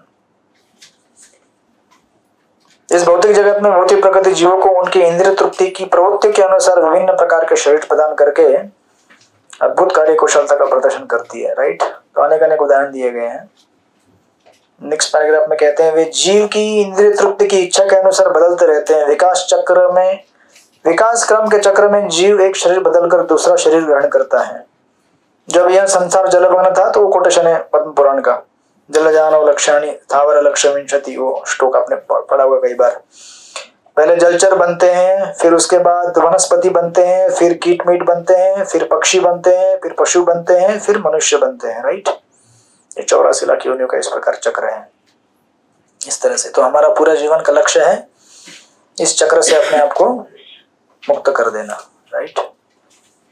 आगे जाएंगे तो नेक्स्ट पैराग्राफ में बात लिखते हैं, मनुष्य शरीर सर्वाधिक विकसित और पूर्ण चेतना से युक्त है। भगवद गीता 7.19 के अनुसार अनेक जन्मों तक ज्ञान का अनुशीलन करने के बाद सर्वाधिक श्रेष्ठ मनुष्य भगवान की शरण ग्रहण करता है। इस प्रकार आगे देखेंगे तो उसका इस भौतिक संसार में पुनः पतन नहीं होता, उसे सचमुच गिरना ही पड़ेगा, भले ही वह ब्रह्म ज्योति से एकाकार क्यों न हो चुका हो, अगर वो भगवान की शरण नहीं लेगा तो। यानी कि अगर हम ब्रह्म ज्योति में भी चले गए लेकिन भगवान की भक्ति नहीं करें तो वहां से भी गिरना पड़ता है, समझे कि नहीं। मतलब ब्रह्म ज्योति कोई शाश्वत स्थान नहीं है जहां पे हम परमानेंट रह सकते हैं, तो टेम्पररी है। इसलिए प्रभुपाद आगे लिखते हैं, कभी कभी ये जीव इंद्रियों का भोग करना चाहते हैं, अतः उन्हें भौतिक जगत में स्थानांतरित कर दिया जाता है, जिससे वह अपनी इंद्रियों के आदेशानुसार मिथ्या स्वामी बन सके। स्वामी बनने की इच्छा जीव का भौतिक रोग है, क्योंकि जीव इंद्रिय भोग के वशीभूत होकर इस जगत में विभिन्न शरीरों में देहांतर करता रहता है। ब्रह्म ज्योति से एकाकार होना परिपक्व ज्ञान का प्रतीक नहीं है। केवल भगवान के प्रति पूर्ण आत्मसमर्पण करने तथा आध्यात्मिक सेवा व विकसित करने पर ही कोई सर्वोच्च पूर्णता के स्तर को प्राप्त कर सकता है। इस तरह से पहला पॉइंट यहाँ पे कवर होता है। Any question still now? बोलिए, किसी का कोई प्रश्न? ब्रह्म ज्योति मतलब जो सर्वोच्च हाँ, ब्रह्म है। आप लेट आ गए ना, इसलिए ब्रह्म ज्योति के ऊपर विस्तार से डिस्कशन हो चुका पहले ही। भगवान के शरीर से निकलने वाली तेज कांति, और ब्रह्म ज्योति मतलब एंटायर स्पिरिचुअल स्काई। सर्वोच्च स्थान नहीं है वो, सर्वोच्च स्थान तो भगवान है। भगवान के शरीर से जो तेज निकलता है उससे पूरा व्याप्त होता है संपूर्ण ये आध्यात्मिक जगत, और उसी का एक अंश है भौतिक जगत, राइट? तो इन शॉर्ट भगवान के पास जाना ही है ना, भगवान के पास जाना, विलीन होना ही है ना। नहीं, भगवान में विलीन क्यों होना है हमको? भगवान की सेवा में विलीन होना है, भगवान में विलीन नहीं होना है। आप एडवोकेट है ना? हाँ, तो अभी आपको ठीक से वाइवा कराना पड़ेगा। एक्चुअली मैं वो योग शास्त्र का मुंबई यूनिवर्सिटी से कोर्स कर रही हूँ ना। प्रभु जी, वाइवा क्या है? वाइवा वाइवा आप बोल रहे हैं बार बार, ये क्या है?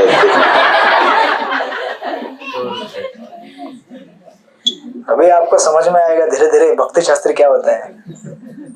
अभी तक तो मजा कर रहे हो, फिर देखना इसमें से आधे लोग गायब हो जाएंगे। वाइवा मतलब तोंडी परीक्षा, शुद्ध मराठी में। Oral exam. हाँ, oral dental clean, oral B. Viva. So basically आपके जितने भी कोर्स पढ़ाते हैं ना मुंबई यूनिवर्सिटी में, वो सब कोर्सेज सारे निराकारवादी रहते हैं। तो आपने, मुझे पता नहीं पहले के कितने क्लासेस सुने हैं, कवर किए हैं। माता जी बाद में डिस्कस करेंगे, टेंशन मत लीजिए। अभी अंतकाल का टेंशन मत लीजिए, अभी प्रेजेंट में आइए। तो आपने पहले के सारे लेक्चर सुने हैं, कवर किए हैं। हाँ, स्टार्टिंग में थी मैं। बहुत सारे मिस भी हुए होंगे ना बीच में। हाँ, तो जब तक आप वो सारे नहीं सुनेंगे तब तक आपके कॉन्सेप्ट्स क्लियर नहीं होंगे, या फिर आप किसी को मिलिए जो आपको शॉर्ट में समझा देंगे। प्रियंका माता जी से या फिर स्मिता माता जी से मिलिए, वो शॉर्ट में आपको ब्रीफ कर देंगे मेन पॉइंट्स। बेसिकली क्या है, मुंबई यूनिवर्सिटी हो या कलकत्ता, दिल्ली, जहां भी पढ़ाते हैं ना ये सब वेदांत के ऊपर, दर्शन या भागवत, ये सब निराकारवादी लोग हैं। सब निराकार के दृष्टिकोण से ही पढ़ाते हैं। उस निराकार मतलब भगवान के जो तीन पहलू होते हैं, ब्रह्म परमात्मा, या ब्रह्म परमात्मा भगवान। ब्रह्म मतलब बेसिकली ब्रह्म ज्योति, भगवान के शरीर से निकल तेज कांति, उसको निराकार बोलते हैं। ये भगवान का निराकार पहलू है, राइट? तो सब लोग इतना ही जानते हैं कि भगवान निराकार तक ही है करके, उसके आगे उनको मालूम नहीं है। तो सब लोग यही बोलेंगे निराकार में जाके विलीन होना है, विलीन होना है, विलीन। इसलिए वो लिखते हैं ना 1008 ब्रह्मलीन बाबा, ऐसे ऐसे। ब्रह्मलीन जहां बोल दिया समझ जाओ कि ये निराकारवादी है, जबकि निराकारवाद भगवान का केवल एक पहलू है, उसके आगे जाकर परमात्मा स्वरूप है, उसके आगे जाकर भगवान स्वरूप है, राइट? इस तरह से तो आप ब्रीफ कर लीजिएगा स्मिता माता जी से। क्या पता पहले से नोट्स घूम रहे होंगे। वो हमारे एक दूसरे ग्रुप है, उसमें से एक माता जी नोट्स बनाती है और सब ग्रुप में बांट देती है। मैं बोला फिर आप समझे कि नहीं समझे टॉपिक कैसे पता चलेगा मुझे? पाउडर टेम्पलेट खाली पाउडर लेना ना। इस तरह से तो ये पहला पॉइंट हो गया क्लियर। टेम्परेचर बराबर है कि गर्म हो रहा है लोगों को? गर्म हो रहा है ना, इस तरफ संख्या ज्यादा है। टेम्परेचर कितना रखा है? 24 25 कितना है? 32? अरे 32 मत कर भाई, हवा को हवा में मिलने दो। 24 पे लेके आओ, 24 24 पे लेके आओ। ऑक्सीजन कम है एक्चुअली। क्या है, आज तबीयत थोड़ा डाउन है मेरा। आप लोग का भी डाउन हो जाएगा अगर ऑक्सीजन कम होगा तो। Okay, so this is first point. इसलिए वॉलेंटरी रिनंसिएशन, अगर वॉलेंटरीली हम लोग कुछ चीज छोड़ देंगे, राइट, तो ज्यादा अच्छा है। ऐसे तो शरीर छोड़ना ही है, बट शरीर की आसक्तियों को अगर स्वेच्छा से हम छोड़ेंगे तो भगवान बोलेंगे स्वेच्छा से छोड़ा है बेटा। बेचारा जबरदस्ती फ्रस्ट्रेट होकर नहीं छोड़ा है संसार से, है कि नहीं? इस तरह से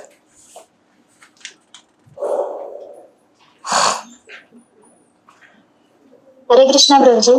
बोलिए माता जी। प्रभु जी मेरा एक क्वेश्चन था कि मतलब हम शुरुआत से यही देख रहे हैं कि मायावादी निराकारवादी जो है वो तो जैसे हम अभी भक्ति का ज्ञान मतलब पा रहे हैं और हमारा विश्वास इसमें दृढ़ होते जाएगा और जो अपना अल्टीमेट गोल है भगवान की भक्ति, भगवान से प्रेम, भगवान को पाना, ये सब तो जिस तरह का नॉलेज हम ले रहे वही वैसे ही हमें गति मिलेगी। तो ये मायावादी निराकारवादी है, उनका उद्धार कब होगा? अगर मतलब कोई ऐसे प्रश्न करे कि भगवान तो दयालु है तो वो अपनी और खींच क्यों नहीं लेते ऐसे लोगों को? अभी मुझे समझ में उनका कितना टाइम मतलब मायावाद का ज्ञान मतलब लेके उनके विश्वास के अनुसार अनुभूतियां होंगी, फिर उनके और जन्म होंगे, फिर जाके किसी संत की कृपा हुई तो मतलब भक्ति के मार्ग पे चलना है नहीं चलना है सोचेंगे, तो इतना लंबे समय तक वो भटकते तो भगवान कोई प्रश्न इतना लोडेड है कि बेचारा माइक्रोफोन भी सपोर्ट नहीं कर रहे हैं। हरे कृष्ण। हो गया प्रश्न पूरा आपका? हाँ अभी समझ में? ये भी माता जी प्रश्न पूछती है ना इधर बैठ के सामने। अभी आगे से एक प्रश्न के लिए 500 रुपीज। ऐसा नहीं है, भगवान सबको मौका देते हैं। इसलिए देखिए भागवत में ऐसे कई उदाहरण हैं जो पहले निराकारवादी थे बाद में भक्त बन गए। जैसे चतुष्कुमार है, जब वो वैकुंठ के द्वार में पहुंचे तो उन्होंने भगवान नारायण के चरणों में जो तुलसी था उसका गंध लिया, भक्त बन गए। सुखदेव गोस्वामी अपनी लीला में, हालांकि सुखदेव गोस्वामी तो नित्य सिद्ध भक्त हैं, लेकिन अपनी लीला में पहले वो भी निराकारवादी थे। उन्होंने भी जब भागवत सुनी वो भी भक्त बन गए। राइट। हमारे संप्रदाय में सबसे पहले जो थे श्रीधर स्वामी, वो भी मायावादी थे पहले, वो भी बाद सबसे पहले जो टीका लिखी है भागवत की श्रीधर स्वामी ने, वो भी बाद में वैष्णव बन गए। तो ऐसे कई उदाहरण हैं। भगवान हर किसी को मौका देते हैं, ऐसा नहीं कि उनको मौका नहीं दिया गया है, बशर्ते हम लोग उस मौके को लेने के लिए तैयार रहे हैं, है कि नहीं? तो ऐसा है, सबको मौका मिल रहा है। राइट। आपको भी मौका मिल रहा है, हमको भी मौका मिल रहा है। हरे कृष्ण। ठीक है, तो हम लोग फिर अभी आगे वाले पॉइंट में पढ़ते हैं। तो दूसरा पॉइंट है भगवान भक्त के सेवा को कभी नहीं भूलते। Right, second point. तो प्रभुपाद यहाँ पे लिखते हैं, इस मंत्र में जीव अपने भौतिक शरीर तथा भौतिक वायु का त्याग कर ईश्वर के आध्यात्मिक साम्राज्य में प्रवेश करने के लिए प्रार्थना करता है। भक्त भगवान से प्रार्थना करता है कि वे उसके उन कार्यकलापों तथा यज्ञों का स्मरण करें जिन्हें उसने अपने भौतिक शरीर के भस्म होने के पूर्व संपन्न किया था। यह प्रार्थना वह मृत्यु के समय अपने विगत कर्म तथा अपने चरम लक्ष्य की पूर्ण चेतना रहते हुए करता है। राइट।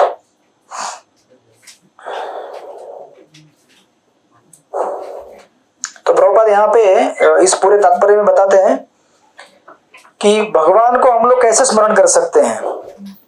अच्छा, भगवान तो हमको भूलते नहीं है, लेकिन हम भगवान को कैसे नहीं भूले? कैसे हो सकता है? वो श्लोक दिया है, यम यम वापि स्मरण भावम त्यजत्यन्ते कलेवरम तम तम एवति कौन्तेय सदा तद भाव भाविता। हे कुंती पुत्र, जब मनुष्य शरीर त्याग करता है तो वह अपने अस्तित्व की दशा, जिस दशा का स्मरण करता है वह उसे निश्चय ही प्राप्त होती है। इस तरह मन मरने वाले जीव की प्रवृत्तियों को अगले जीवन में लेके जाता है। तो मन क्या है? सॉफ्टवेयर है जिसमें सब कुछ प्रोग्रामिंग होते रहता है। ठीक है, मन क्या है? सॉफ्टवेयर जिसमें प्रोग्रामिंग बनते रहता है।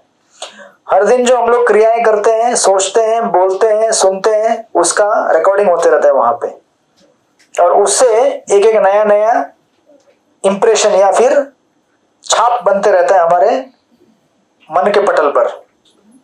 राइट। तो अभी हमको लगेगा कि हो सकता है फिर मैं कृष्ण को याद न कर पाऊं क्योंकि मैं जीवन भर तो कृष्ण का स्मरण नहीं कर रहा हूं। बराबर है कि नहीं?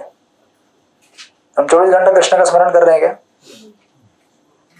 24 घंटे में से 2 घंटा जप करते हैं, वो भी कैसे करते हैं हमको ही पता है। राइट। तो ये कैसे, ये इतना सब भयानक सिस्टम,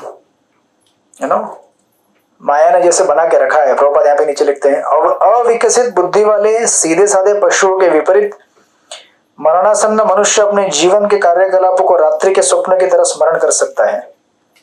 फलतः उसका मन भौतिक इच्छाओं से अधिभारित रहता है, अतएव वो वहां आध्यात्मिक शरीर प्राप्त करके आध्यात्मिक जगत में प्रवेश नहीं कर सकता।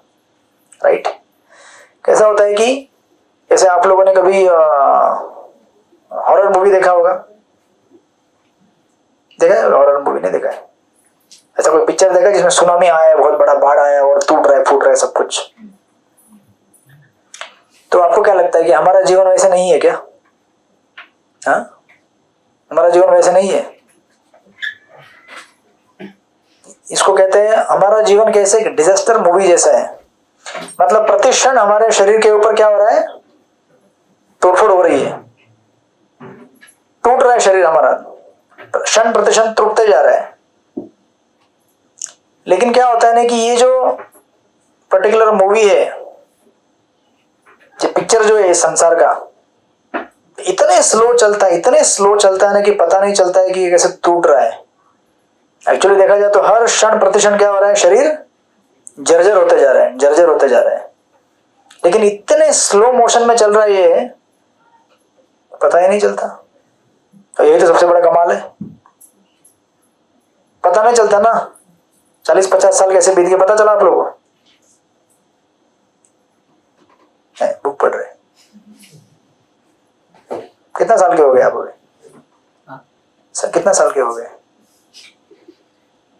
अरे डरो मत।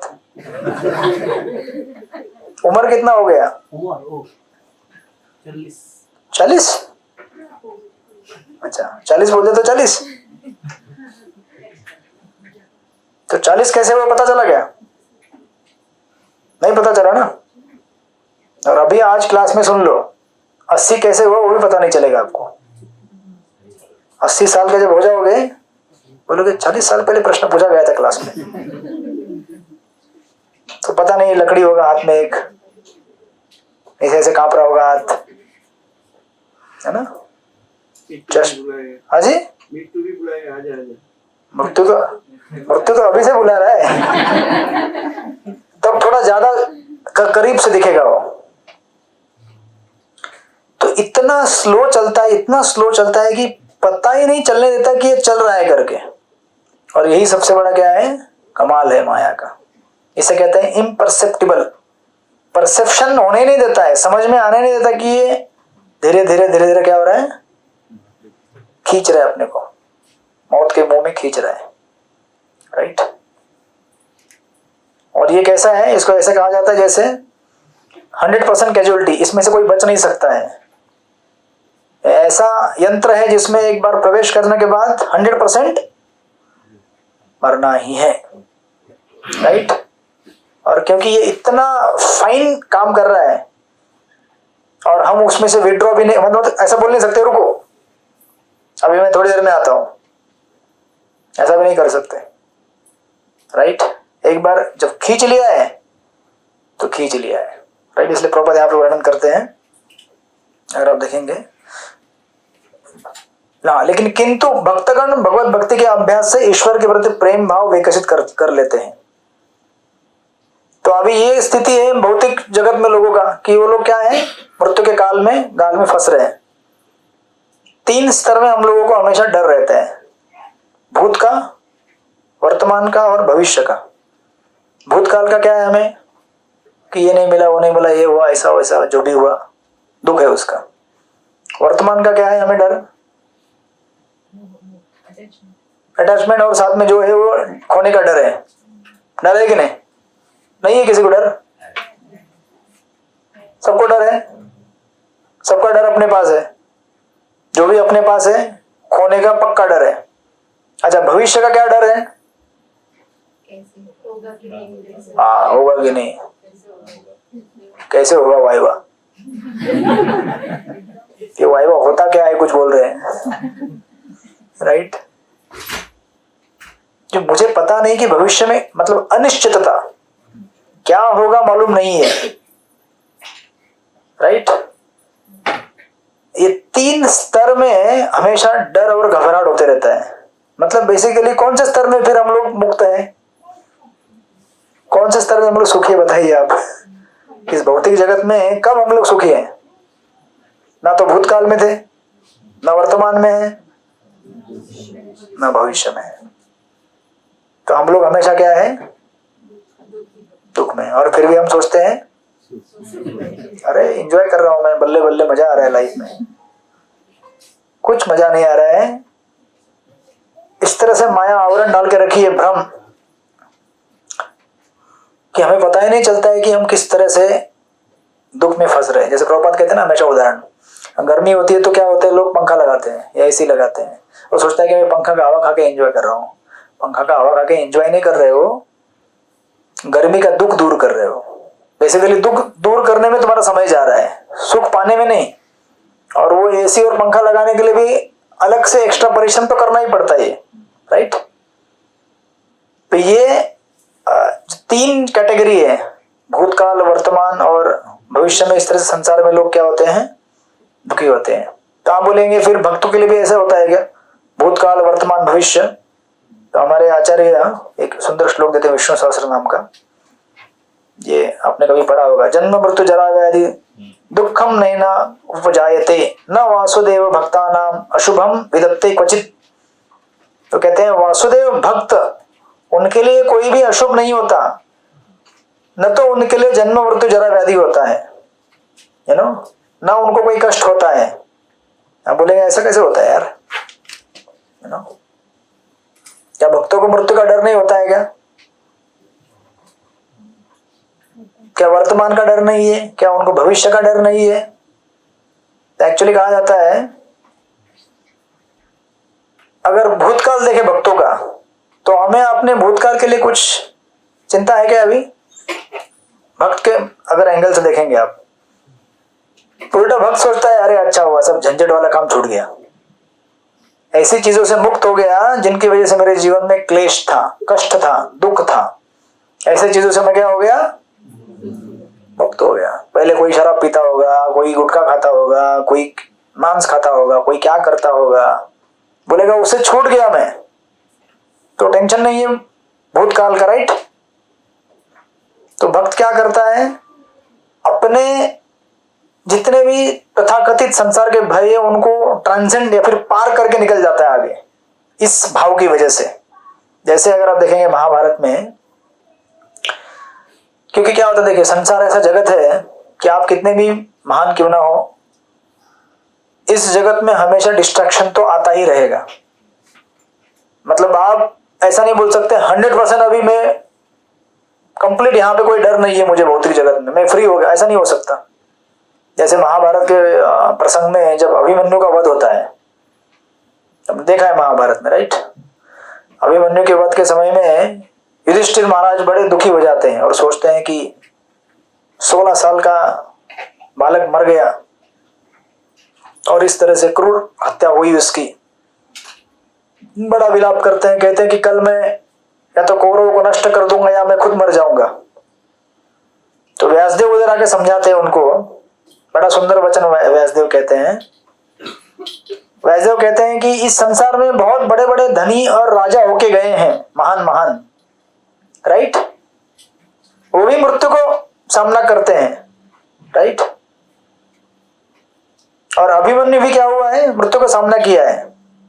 मतलब मृत्यु क्या है? टाल नहीं सकते हम लोग, अनअवॉइडेबल है, राइट। उसको कोई नहीं टाल सकता।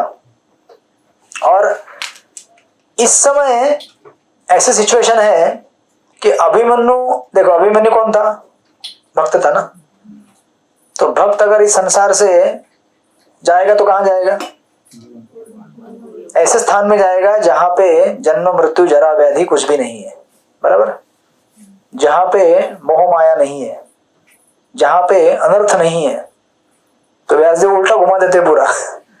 व्यासदेव बोलते हैं चिंता करनी है तो अपने खुद के लिए करो भैया, उसके लिए मत करो जो इस दुनिया से निकलकर ऐसे दुनिया में गया है जहां पे ना जन्म मृत्यु जरा व्याधि है, ना काम क्रोध लोभ है, ना कोई अनर्थ है। वो ऐसे दुनिया में पहुंच गया, जबकि तुम अभी कहाँ हो? ऐसी दुनिया में हो जहां पर काम क्रोध लोभ मोह सब कुछ है तुम्हारे आसपास और तुम्हें कभी भी घेर सकता है वो।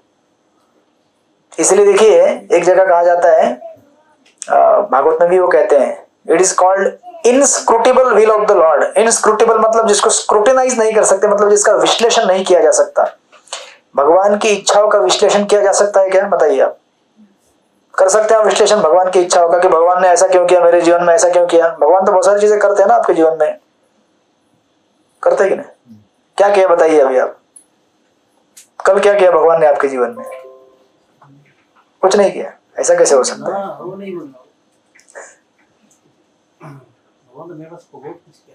बहुत कुछ किया। हाँ मतलब वो सब नहीं पूछ रहा हूँ जो आपको अच्छा लगा। ऐसा भी बहुत कुछ होता है जो हम अच्छा नहीं लगता हमको, बराबर है कि नहीं? फिर भी हम लोग भगवान की इच्छा का विश्लेषण कर सकते हैं क्या? नहीं कर सकते। इसलिए भगवान जिसके साथ जो करते हैं बराबर उसके हिसाब से उसको बराबर उस चीज का जरूरत होता है, वैसे ही करते हैं वो, जिससे वो उनके पास पहुंच सके। राइट? तो एक्चुअली व्यासदेव पूरा उल्टा घुमा के बोलते हैं कि देखो, जब तक इस संसार में हो कष्ट तुम्हें है, अभिमन्यु को नहीं है। अभिमन्यु तो चला गया। अभी चिंता किसके लिए करो? खुद के लिए करो। तो हम लोग कभी कभी दुखी हो जाते हैं, अरे वो डिवोटी छोड़ के गया, उसके लिए दुखी तो होना है हमको क्योंकि संग चला गया, लेकिन दुखी अपने आप के लिए हो जाओ। वो तो भक्ति करके चला गया भगवान के धाम में। टेंशन तुमको अभी भी है यहाँ पे, क्योंकि यहाँ इस संसार में क्या हो, माया के जगत में अभी भी तुम फंसे हो। राइट? तो इसलिए ये जो हम पॉइंट कनेक्ट करेंगे यहाँ पे, प्रभुपाद इस पूरे, इतना पढ़ूंगा नहीं मैं, जब यहाँ तक समराइज करेंगे, भगवान प्रभुपाद इसको समराइज करते हैं कि जितना मात्रा में हमारा इस शरीर के साथ आसक्ति रहता है उतना मात्रा में हम भगवान का स्मरण नहीं कर पाएंगे अंत में। क्योंकि अंत में स्मरण किस चीज का किया जाता है? जिस चीज के ऊपर आपका श्रद्धा जीवन भर रहा है। अब देखिए ना, कभी कभी रास्ते में अगर आपका गाड़ी है, आप सब लोगों का गाड़ी है क्या? अरे छोटा स्कूटी भी तो रहेगा ना, वो तो हो गया ना गाड़ी। फिर थोड़ा थोड़ा ट्रक होना चाहिए आप लोगों का। स्कूटी अगर आप रास्ते में चलते हैं और कोई थोड़ा सा भी स्क्रैच मारता है कोई बाजू वाला गाड़ी वाला, तो कैसा होता है आपको? अजी झगड़ा हो जाता है ना, गुस्सा हो जाते हैं उसके ऊपर। क्यों गुस्सा होते हैं? मेरा गाड़ी हो। अच्छा, अगर वो स्कूटी आपने किसी को बेच दिया और एक दिन आप आपका दूसरा स्कूटी में जा रहे हैं और आप देख रहे हैं कि वो मेरा बेचा हुआ स्कूटी उसको ट्रक ने चुरा कर दिया, कुछ आपको लगता है?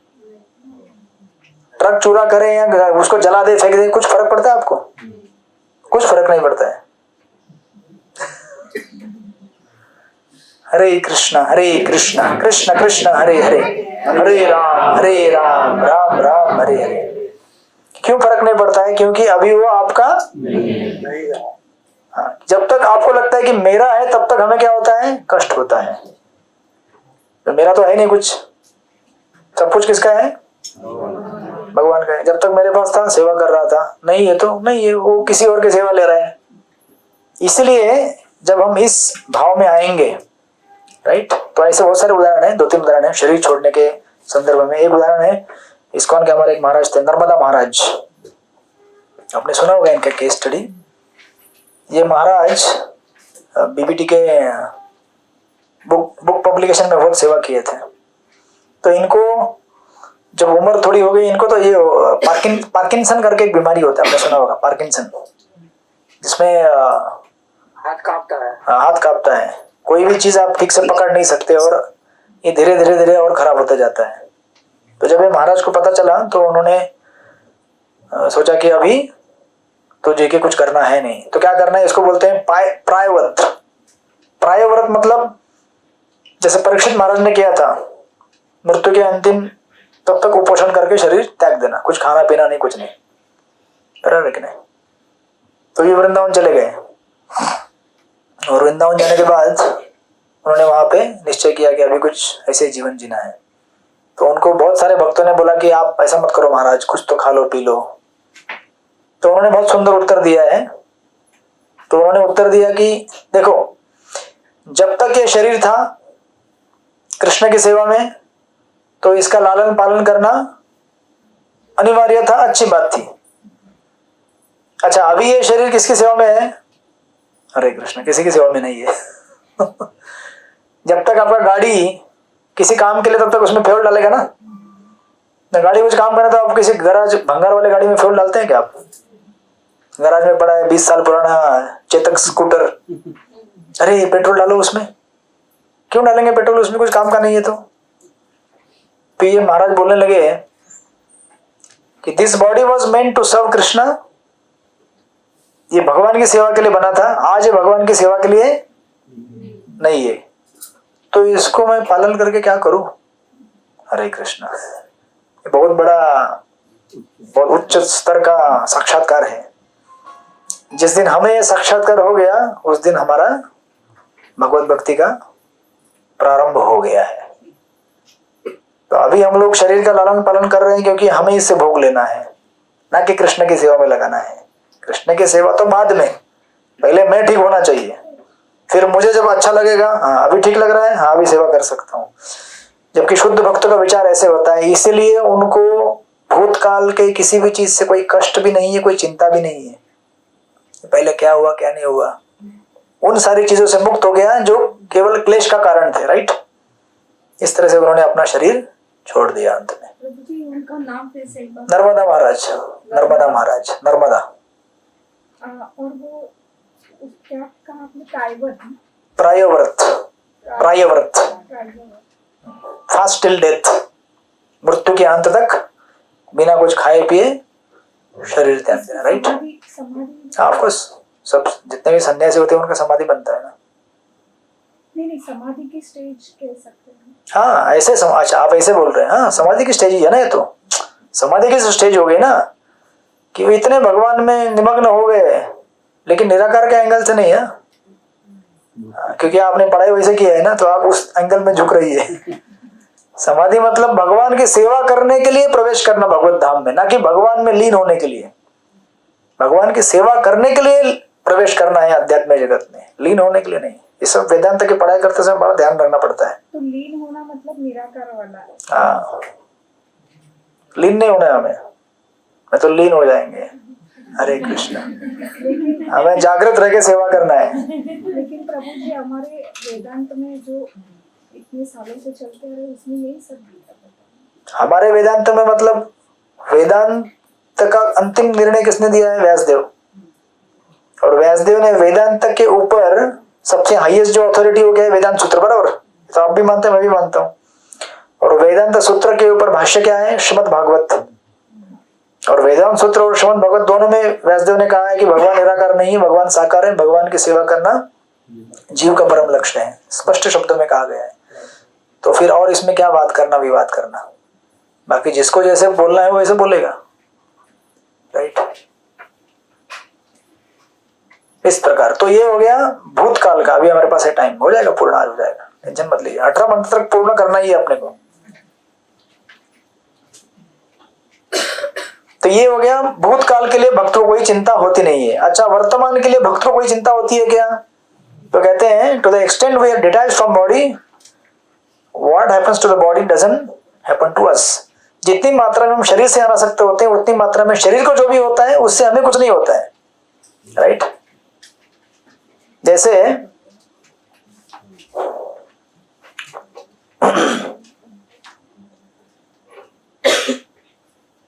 अगर हमें पता है कि मैं शरीर नहीं हूं, बराबर है? अब ये सोचना बहुत बड़ा गंभीर मुद्दा है। आप बोलेंगे ये तो हम सोचते नहीं आज तक, अभी तक हमें सोचते हैं कि मैं ये शरीर हूं, तभी तो हम शरीर को सजाते हैं, नलाते हैं। तो ठीक है, वो सेवा के लिए उसको फिट रखना जरूरी है, बट जरूरत से ज्यादा करेंगे तो हम लोग शरीर से क्या है, आसक्त हो जाते हैं। लेकिन आपको एक उदाहरण दूंगा मैं। वृंदावन में वो जो हॉस्पिस बना है, आपको मालूम है? हॉस्पिस मालूम है कि ना आपको सबको? हॉस्पिस करके वृंदावन भक्ति विधान परिक्रमा मार्ग में आता है, गौशाला के बाजू में, इस्कॉन गौशाला के उससे थोड़ा सा पहले आता है। तो हॉस्पिस मतलब ऐसे लोगों के लिए होता है जो अपना शरीर छोड़ने के लिए तैयार हो गए हैं। तो एक बार उधर के एक ब्रजवासी थे, तो हमारे भक्तगण जा रहे थे, तो उन्होंने देखा रास्ते में एक व्यक्ति था जो मरणासन्न था। वो अपने छोटे 5 साल के बच्चे के रुख में सर रखकर पड़ा हुआ था। तो उसकी पत्नी भी मर चुकी थी और कोई नहीं था। ऐसे बेसहारा लावारिस पड़ा है और मरने वाला है, मालूम है उसको। तो हमारे हॉस्पिस वाले लोगों ने देखा उसको, तो उसको देखा और उसको लेके आ गया हॉस्पिटल में। तो वो इतना तैयार था, वो बोलने लगा I am happy to die, ready to die. बोला मैं खुश हूं मरने के लिए और मैं तैयार हूं। ब्रजवासी, तो हम लोग तैयार हैं मरने के लिए, हम लोग खुश हैं। अरे खुश होना चाहिए ना, नहीं खुश होना चाहिए। जो शरीर हमारे कृष्ण के सेवा में जब तक आया, अभी ये बेचारा बूढ़ा हो गया, नया फ्रेश शरीर मिलेगा सेवा करने के लिए। अगर इस जगत में वापस आएंगे तो नहीं तो भगवान के धाम में जाएंगे, वहां सेवा करेंगे। जैसे अनंताचार्य हमारे रामानुचार्य की कथा में आया था, हमने पढ़ा था, आपको याद रहेगा तो, रामानुचार्य की कथा प्रसंग में। हाँ जी, अनंताचार्य, वो जो सांप उनको काटता है ना, तो वो उसका इलाज नहीं करते, तो उनको बोलते हैं कि अरे आपने इलाज नहीं किया, सांप काटा आपको। तो बोले अगर ये सांप काट दिया तो मैं मर जाऊंगा, अगर मर जाऊंगा तो कहां जाऊंगा, वहां सेवा करूंगा। विरजा नदी में स्नान करके वहां चला जाऊंगा, विरजा नदी क्रॉस करके जाना पड़ता है ना। और अगर नहीं मरूंगा तो ये पुष्करणी में स्नान करके आऊंगा और श्रीनिवास की यहाँ पे सेवा चालू कर दूंगा। तो जिसके जीवन का लक्ष्य सेवा है उसके लिए कुछ फर्क नहीं पड़ता है। दिल्ली लेके जाओ, मुंबई लेके जाओ, कलकत्ता लेके जाओ, पाताल में लेके जाओ, आकाश में लेके जाओ, कहीं भी लेके जाओ। नारायण परा सर्वे कुतश्चन विभ्यति स्वर्ग अपवर्ग नरकेशु अपि तुल्यार्थ दर्शनम। तो बड़ा सिद्धांत तो बड़ा है, हमें धीरे धीरे समझ में आएगा। आप लोग सेवा कीजिए जहाँ कर रहे हैं। हमारा क्या है, अगर प्रसाद में अगर एक आइटम कम हो गया तो फिर हो गया, हमारे लिए नरक बन जाता है वो। टेम्परेचर एसी का कम हो जाए तो हमारे लिए नरक बन जाता है। तो ये भाव धीरे धीरे आएगा, बट ये उसका दृष्टांत है, राइट। तो ये व्यक्ति बोलने लगा I am happy to die, ready to die. ऐसा अगर आपको मिले तो फिर आपको वर्तमान से भी कुछ चिंता है ही नहीं ना भक्त को। अच्छा, और भविष्य के लिए भक्त को चिंता है? कुछ भी चिंता नहीं, क्योंकि उसको मालूम है कहाँ जाना है, हमको जाना है तो वहां जाना है, नहीं तो कहीं भी जहां जाएंगे वहां सेवा करेंगे अपना। इसलिए विश्वनाथ चंद्र ठाकुर ऐसे बोलते हैं, जैसे बहुत दिनों के बाद, या फिर तो क्या बोलते हैं, bride going to the groom after there has been a courtship before marriage. शादी के बाद जब जाते हैं ना ससुराल में या जहां भी, तो एक नया जीवन होता है ना, उत्साह होता है, राइट। जो बहुत दिन वहां बिताने के बाद अगर आपको वापस जाने को मिले अपने स्थान में तो अच्छा लगता है ना। उसी प्रकार जीव इस संसार में आया है भगवान से बिछड़कर, अभी अगर वो वापस भगवान के पास चले जाए तो उसको अच्छा ही लगेगा ना, लेकिन बशर्ते उसे साक्षात होना चाहिए कि मैं भगवान के पास जा रहा हूं, राइट। और अगर हमारा शुद्धिकरण नहीं हुआ है तो हमें जाने में तकलीफ होगी। बस मामला किसका है, शुद्धिकरण का है। शुद्धिकरण हुआ है तो जाने के लिए अच्छा लगेगा, शुद्धिकरण नहीं हुआ है तो जाने के लिए अच्छा यही अच्छा लगेगा। फिर बोलेंगे यही अच्छा लगता है, ऐसे गटर में सड़ना अच्छा लगता है, ऐसे कौओं के बीच में रहना, वो सब बासी फेंका हुआ खाना खाना वही अच्छा लगता है। हमसों के बीच में रहना अच्छा नहीं लगता हमको, शराब पीना ये सब। तो ये जीवन का अंतर होता है भक्त का और अभक्त का, राइट। इसके लिए और एक उदाहरण है, और एक उदाहरण देते हैं कि मृत्यु को किस प्रकार ग्रेसफुली एक्सेप्ट करना चाहिए। एक माता जी थी, अर्च विग्रह माता जी करके, गिरिराज महाराज की डिसाइपल थी। तो एक्चुअली ये अफ्रीकन माता जी थी, बहुत अच्छा पेंटिंग बनाती थी। तो कुछ समय बाद इनको कैंसर हो गया। तो कैंसर होने के बाद उन्होंने कंसल्ट किया महाराज से, तो महाराज बोले कि सबसे बढ़िया जगह है शरीर छोड़ने के लिए वृंदावन, आप वृंदावन आ जाओ। तो माता जी वृंदावन में आई, अपना समय बिता रही थी। कुछ उधर के जो लोकल गोस्वामी उनको मालूम पड़ा कि ये अच्छा पेंटिंग करती है, तो उन्होंने इनको बोला कि आप हमारे रघुनाथ दास गोस्वामी के समाधि के लिए एक पेंटिंग बनाना है, रघुनाथ दास गोस्वामी का बना देंगे क्या? अब जरा विचार कीजिए आप, ये बहुत पुरानी बात है, आज से 15 साल 20 साल पहले की बात। इतना आसान नहीं होता है। जब कोई मलेच्छ यवन है, अगर अफ्रीका अमेरिका मतलब मलेच्छ यवन हो गए ना गोस्वामियों के लिए, उनको वहां बुलाकर उनसे पेंटिंग करवाया। और महाराज ने कहा था कि सीक्रेट रखना, किसी को बोलना मत। तो एक दिन ऐसा फंक्शन था, उस पेंटिंग का इनॉग्रेशन, तो एक भक्त को मालूम नहीं था, उसने बोल दिया अरे ये पेंटिंग तो माता जी ने बनाया है, तो हमारे इस्कॉन वाले लोगों को लगा अभी तो हल्ला हो जाएगा इधर, ये सब विद्रोह करेंगे, बोलेंगे मल्लच्छ उन लोगों ने कैसे बना दिया पेंटिंग, गोस्वामी हमारा हमारा क्योंकि जात पात बहुत रहता है। तो वो जो गोस्वामी थे उधर के वो बोलने लगे अरे ये माता जी तो बहुत महान है, वो अपने शरीर से परे जा चुकी है। मतलब वास्तविक अगर हम भौतिक शरीर से आध्यात्मिक चेतना में चले जाएं तो हमारे साथ या फिर हमारे आसपास रहने वाले लोगों को उसका मालूम पड़ जाता है। ये कोई ऐसा चीज नहीं है कि कोई बोलेगा तब आपको पता चलेगा, सर्टिफाई करने की जरूरत नहीं किसी ने, आपको पता चलेगा कि ये शरीर से पार जा चुके हैं, राइट। तो आपको बाद में माता जी फिर कुछ समय वहां पे रही और उनका जब पूछा गया था लास्ट में कि आपको कैसे तो उन्होंने कहा कि ये जो आपने बनाया ना यहाँ पे, एक्चुअली हॉस्पिस बनाने का ये कारण था मेन वहां पे। और बोले कि मैं चाहती हूँ कि जो लोग शरीर छोड़ना चाहते हैं अंत में इस प्रकार, उनके लिए कुछ व्यवस्था बनाई दी जाए जहाँ पे लोग शांति से भगवान का स्मरण करते हुए शरीर छोड़ सके, तो उनके लिए वो हॉस्पिस बनाया गया। तो इसके लिए वो वैसा हॉस्पिस बनने का प्रारंभ वहां से हुआ जो वृंदावन में बनाया ना महाराज ने अपने। तो ऐसे भी कई उदाहरण हो चुके हैं, राइट। तो इसीलिए हम लोग जब मृत्यु की तैयारी करते हैं तो मृत्यु की तैयारी में सबसे महत्वपूर्ण भाग यहाँ पे जैसे प्रभुपाद कह रहे हैं, ये जो श्लोक 2-4 दिए हैं कि भगवान कभी अपने भक्त को नहीं बोलते हैं या अपनी सेवा को नहीं बोलते हैं।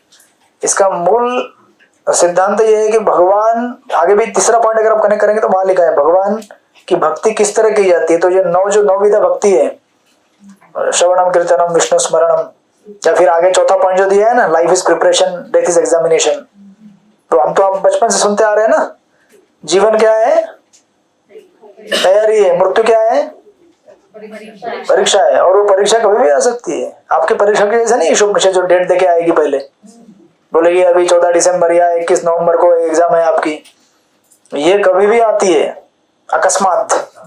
और ऐसी अकस्मात एग्जाम को एडजस्ट करने के लिए हमें हमारा चेतना जो है हमेशा कृष्ण के ऊपर केंद्रित करना पड़ेगा। क्योंकि क्या होता है, इसके विपरीत और एक श्लोक है, अंत काले च मामेव स्मरण मुक्त्वा कलेवरम यह प्रयाति समद्भावम याति नास्त्र संशयम, कृष्ण कहते हैं। या फिर दूसरा एक श्लोक है, यम यम में आपकी स्मरण भावम त्यजत्यन्ते कलेवरम तम तम एवति कौन्तेय सदा तद भाव भाविता। जीवन भर हमने जिस चीज का स्मरण किया है वही चीज का स्मरण हमें अंत में होगा। आपने जीवन भर जिस चीज का स्मरण किया उसी का तो स्मरण होगा ना अंत में भैया। अब हम जीवन भर किसका स्मरण कर रहे हैं, आप लोग देख लीजिए आपके जीवन में अपने झांक कर, किसका स्मरण कर रहे हैं हम लोग, कृष्ण का कर तो बढ़िया है, कृष्ण याद आएंगे। होपफुली कृष्ण का कर रहे हैं, कृष्ण का नहीं कर रहे तो फिर हरे कृष्ण। देखिए ये ना आप आपके रेगुलर लाइफ में टेस्ट करके देख सकते हैं। जब भी आपको अगर कुछ जीवन में कोई ऐसा तनाव वाला समय आता है या टेंशन वाला समय आता है या कुछ ज्यादा बहुत एंजाइटी आती है, उस समय आप क्या करते हैं। समझो आपके पारिवारिक जीवन में कुछ क्लेश आ गया है, या आपके फाइनेंशियल लाइफ में कुछ स्ट्रेस आ गया है, या आपके ऑफिस लाइफ में कुछ ऊपर नीचे हो रहा है, या आपके रिलेशनशिप में कुछ प्रॉब्लम आ रहा है, कुछ भी हो, सारे प्रॉब्लम, उस समय आप किसको याद करते हैं, ये दिखाता है कि आपका अभ्यास या स्मरण किसका कर रहे थे आप।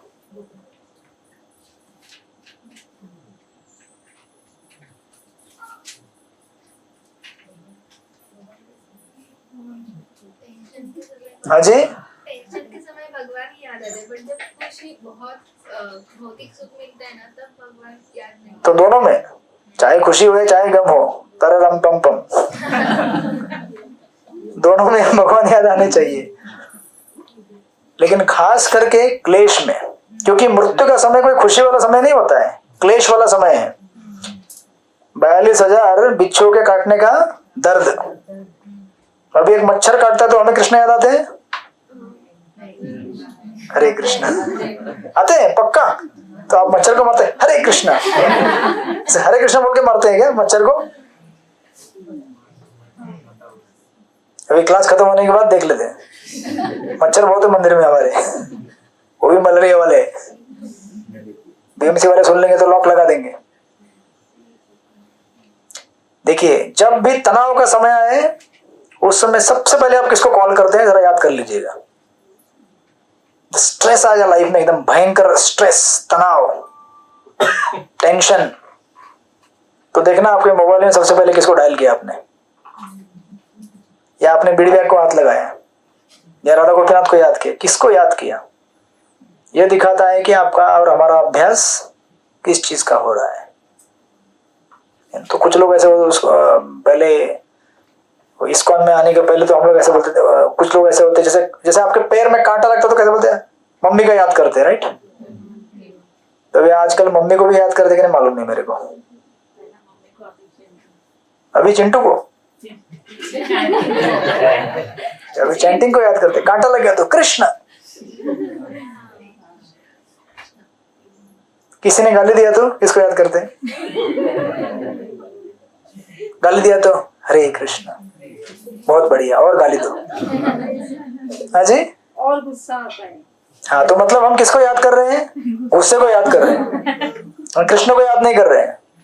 कोई हमें ऐसी चीज बोल देता है जो हमें पसंद नहीं है, फीडबैक दे देता है और गुस्सा तेज हो जाता है, मतलब अभी तक प्रोग्रेस नहीं हुआ है।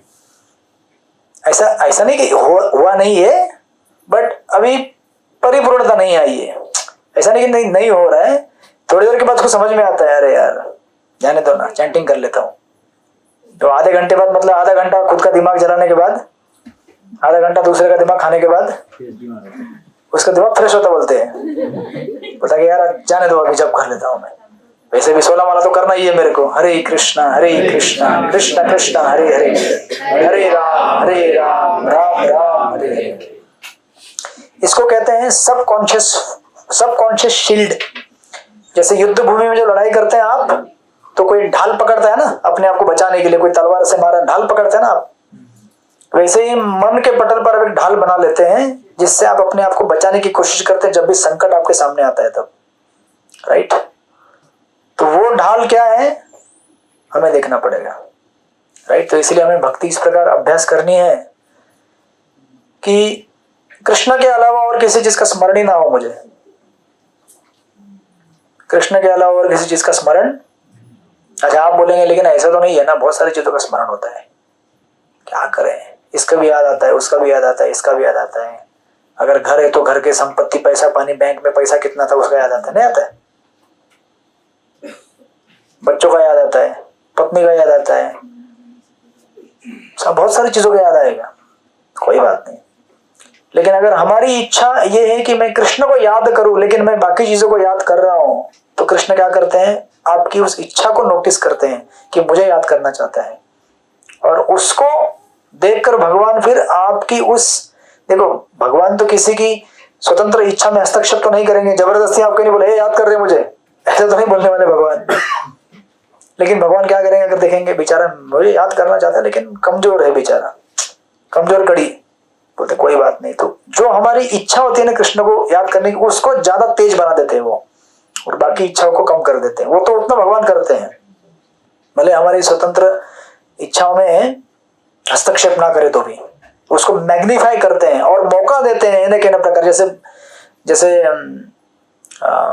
क्या नाम था उनका, और पंचम स्कंद में जो भरत महाराज का, तो भरत महाराज एक जीवन में विफल हो गए, हिरण का स्मरण करके शरीर छोड़ दिया, तो अगले जन्म में, क्लासिक उदाहरण, मृत्यु के जीवन काल में उन्होंने क्या किया, सब कुछ किया, भजन किया, भक्ति किया, लेकिन अंत में एक हिरण का साथ में चले गए, तो फिर लास्ट में उनको हिरण याद आ गया। मतलब देखिए कितना प्रभावशाली होता है, अगर हमारा भजन भी कितना तगड़ा हो, फिर भी अगर थोड़ा सा अगर व्यवधान आ जाए तो हमें वो इतना बैठ जाता है मन के ऊपर, और अंत में हिरण बन गए। लेकिन उनकी मूलतः इच्छा क्या थी, कृष्ण को याद करना। इसलिए कृष्ण ने क्या किया, हिरण बनने के बाद भी हिरण के शरीर में उनको कृष्ण का स्मरण दिलाया, और ये भी याद दिलाया कि आप पहले भरत थे, आप हिरण नहीं है।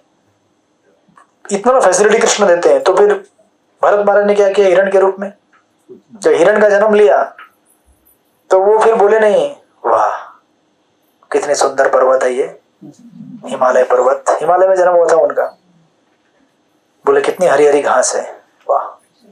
नहीं, उन्होंने अपनी माँ को छोड़ दिया, घास को छोड़ दिया, सीधा पुल मुनि के आश्रम की तरफ भाग गए। वो उनको स्मरण हुआ कि अरे वहां पे था मैं, उधर आए और हरा भरा घास खाना छोड़ दिया, सूखी पत्तियां खाते थे। बोले हरा घास खाऊंगा तो फिर वापस हिरण के जैसा मेंटेलिटी आ जाएगा, तो सूखा घास खा के रहे, हिरण का जीवन बिताया, अगले जन्म में जड़ भरत बने। जड़ भरत के जीवन में फिर सुविधा दिया भगवान ने, ब्राह्मण के घर में जन्म हुआ ना, तो पहले से संस्कार, लेकिन सोचे अरे ज्यादा संस्कार लूंगा तो लोग बोलेंगे बड़ा संस्कारी है, बुद्धिमान है, फिर मेरे को बहुत पढ़ा लिखा करेंगे, लोग बोले मैं अनपढ़ हूं, चुप बैठे। तो बोलते थे टट्टी करने के बाद हाथ धोने के, टट्टी करने के पहले हाथ धोते थे, उल्टा करते थे टोटल। घर वाले ने बोल दिया छोड़ दो इसको, लेकिन अपने अंदर क्या थे वो पूर्ण साक्षात्कारी। तो इस तरह से भगवान हमको फुल मौका देते हैं, अगर हम कितने भी कमजोर क्यों ना हो, कितने भी हमारी शक्ति कम क्यों ना हो, लेकिन अगर इच्छा है, क्योंकि जीव इच्छा ही कर सकता है और कुछ कर नहीं सकता। इच्छा अगर है कृष्ण का स्मरण करने की, कृष्ण व्यवस्था करेंगे, पक्का करेंगे। राइट, इस तरह से प्रभु यहाँ पे कह रहे हैं, इस तरह से life is preparation, death examination. तस्मात् भारत सर्वात्मा भगवान ईश्वर हरि श्रोतव्य कीर्तव्य स्मर्तव्य स्वच्छता भयम। इसलिए अगर मैं भी भगवान को भूल गया, लेकिन भगवान मुझे नहीं भूलेंगे। इसलिए बलदेव विद्याभूषण का एक कोटेशन है, और 10 मिनट दीजिएगा, हो जाएगा, 8वां मंत्र भी हो जाएगा, 10 minute. Baldev Vidyabhushan actually quotation देते हैं, गुरु गुरु तमो धाम सत्य सत्य पराक्रम, ये विष्णु सहस्रनाम का कोटेशन है। निमिषो निमिष स्वग्री वाचस्पतिर उदार है। कहते हैं कि भगवान कैसे हैं, अपनी आंख पलक झपकते ने, और आंख की पलक झपकते नहीं, जगन्नाथ का आने ये पलक देखते रहते हैं। राइट, तो बलदेव विद्याभूषण कहते हैं कि जब भक्त भगवान की सेवा करने की कोशिश करता है, लेकिन कुछ कारण से गलतियां करता है, तो भगवान अपनी आंख को बंद कर लेते हैं, देखते नहीं। बोलते मुझे दिख नहीं रहा कुछ भी, क्यों? बोलते भक्त का मैं गलती नहीं देखना चाहता हूं। लेकिन अगर भक्त कुछ अच्छी चीज करता है तो आंख बड़ी बड़ी करके देखते हैं, बोलते मेरा डिवोटी बहुत अच्छा काम कर रहा है। इसलिए गीता में कृष्ण कहते हैं पद्म पत्र विशालाक्षम पद्मनाभ सुरोत्तमम भक्तानां मनोरक्तानां प्रातः भव जनार्दन। अर्जुन कहते हैं कि आपकी आंखें विशाल हैं। इसलिए आप देखिए ना, पूतना जब भगवान को मारने आई थी तो पूतना जहर खिला के मारना चाहती थी ना, लेकिन भगवान ने क्या कर दिया, उसको धात्री बना दिया आध्यात्मिक जगत में। मतलब उसके दुर्गुणों को देखा नहीं, खाली इस एक गुण को देखा कि वो मेरी सेवा करने के लिए आई थी। राइट, उसी प्रकार द्रौपदी, मालूम है ना आपको, द्रौपदी ने छोटा सा पट्टी बांधा था हाथ में, तो उसके मात्रा में अनलिमिटेड साड़ी सप्लाई किया बाद में। इसी प्रकार हमने जीवन में भगवान के लिए क्या किया होगा, क्या किया होगा और क्या करेंगे हम, हमारी औकात भी क्या है। लेकिन यहाँ कहाँ कहीं किसी भक्त को हमने मदद किया, वो भी क्यों, हमको कुछ मिलेगा इसलिए। बोले कुछ प्रसाद तो मिलेगा हमको, कुछ डोनेशन दूंगा तो मेरे घर का कुछ कष्ट दूर हो जाएगा, मेरे ग्रह नक्षत्र ठीक हो जाएंगे, ये सब फलाना फलाना सोच के किसी डिवोटी को मदद किया, मंदिर में कुछ दान दक्षिणा, ये सब भगवान भी देखते, मेरा डिवोटी को मदद किया है, चल आजा, तेरे को कृपा देता हूं, है ना। इसलिए ये ना कहना प्रकार है, कैसे न कैसे अगर हम किसी तरह से भगवान के भक्तों से, भगवान से, मंदिर से अगर जुड़े रहें तो हमारा कल्याण होगा। बाकी हम क्या कर सकते हैं, कितनी हमारी क्षमता है, तो हमको ही पता है। राइट, इसलिए एक्चुअली ऐसा नहीं होता कि मृत्यु के समय में, इसलिए कहते हैं कि हम अगर, कुछ लोग ऐसे बोलते हैं कि मैं भगवान का नाम लास्ट में लूंगा, अभी मैं मजा करूंगा। ऐसा होता है ना, जैसे कुछ आप में से स्टूडेंट रहेंगे, बोलते हैं हम लास्ट में पढ़ाई करेंगे। तो मैं कई बार कह चुका हूं कि ऐसे स्टूडेंट जिंदगी में कभी शास्त्र को समझ नहीं पाएंगे। जो ये सोचते हैं कि मैं अंत में इधर उधर से कॉपी करके, पढ़ाई करके, बुक पढ़ के मैं पास हो जाऊंगा, तो ये लोग कभी जिंदगी में शास्त्र समझ नहीं पाएंगे। क्योंकि आप लोग यहाँ पे पास करने के लिए नहीं आए हैं, आप लोग शास्त्र समझने के लिए आए हैं। ये कोई कॉलेज यूनिवर्सिटी का कोई एग्जाम नहीं है जहाँ पे आपको डिग्री नहीं मिला तो आपका नौकरी चला जाएगा, ऐसा कुछ है क्या यहाँ पे? बिना भक्ति शास्त्री के भाई तो दीक्षा हो चुका है ना बहुत सारे लोगों का, हुआ है ना। आपको पूछा क्या मंदिर ने भक्ति शास्त्री है क्या तुम्हारे पास? नहीं पूछा ना। ब्राह्मण दीक्षा भी हो चुका है, सेकंड भी हो चुका है बिना भक्ति। मतलब ये सब कोर्सेज किसके लिए है? ताकि आप शास्त्र को समझे। हाँ जी, समझने के बाद भी समझ में नहीं आ रहा है। वही तो कह रहा हूँ ना कि एग्जाम का टेंशन क्यों ले रहे हो। एग्जाम का टेंशन मत लो, शास्त्र समझ में आ रहा है कि नहीं आ रहा है ये टेंशन लो। अगर ये टेंशन लोगे तो एग्जाम का टेंशन अपने आप में कवर हो जाएगा। उसमें आप जो पढ़ते हैं ना, ये मुझे समझ में आ रहा है कि नहीं आ रहा है ये समझो पहले। एग्जाम में मार्क्स आपको इसके लिए नहीं मिलेंगे कि आपने एज इट इज लिख दिया बुक में से, ये तो लिखना ही है, प्रभुपाद के शब्द हमें लिखने हैं, लेकिन आपको समझ में आया कि नहीं आया। जैसे अगर प्रश्न पूछा जाएगा जीव और भगवान में अंतर क्या है, तो आपको बताना पड़ेगा और आपको अलग अलग उदाहरण देने होंगे, खाली वही उदाहरण नहीं जो हमने डिस्कस किया, और भी उदाहरण दे सकते हैं ना आप। जैसे 1 किलो लड्डू और 1 ग्राम लड्डू, परिणाम और मात्रा के हिसाब से दोनों का दृष्टांत आएगा कि नहीं आएगा। तो आप अपने उदाहरण बनाइए ना, मतलब ऐसे भी मत बनाइए कि जो सिद्धांत के हिसाब से नहीं है। बट तो इसलिए ऐसा नहीं होता है कि कोई बोलेगा मैं लास्ट में भगवान का नाम लूंगा, अभी तो क्या है मजा करो जिंदगी, ऐसा नहीं होता है। लास्ट में अगर कृष्ण भी आकर उसको बोलेंगे ना बोल रहे हरे कृष्णा, नहीं बोल पाएगा वो। अगर बोल भी पाया तो याद नहीं कर पाएगा। याद करना और बोलना अलग अलग चीज होती है। उसको कहते हैं utterance and remembrance. Utterance is different and remembrance is totally different. Utterance मतलब खाली बोलना और रिमेम्बरेंस मतलब याद करना। आपको समझ में आ रहा है कि नहीं आ रहा है? याद करना और बोलना अलग अलग है कि नहीं? अच्छा मैं बोलूं हरे कृष्णा तो मैं बोल रहा हूं, लेकिन मैं अंदर स्मरण कर रहा हूं क्या? नहीं, जरूरी नहीं है। हो सकता है मैं अंदर कुछ कर रहा हूं, और हम लोग रोज वैसे करते जपा में नहीं, मतलब हम कोशिश करते हैं, लेकिन हमारी अनर्थ इतने हैं कि हम लोग जपा करते करते हरे कृष्णा कल सब्जी क्या बनाना है, हरे राम आज रात को चना भिगाना है, हरे बोल हरे कृष्णा।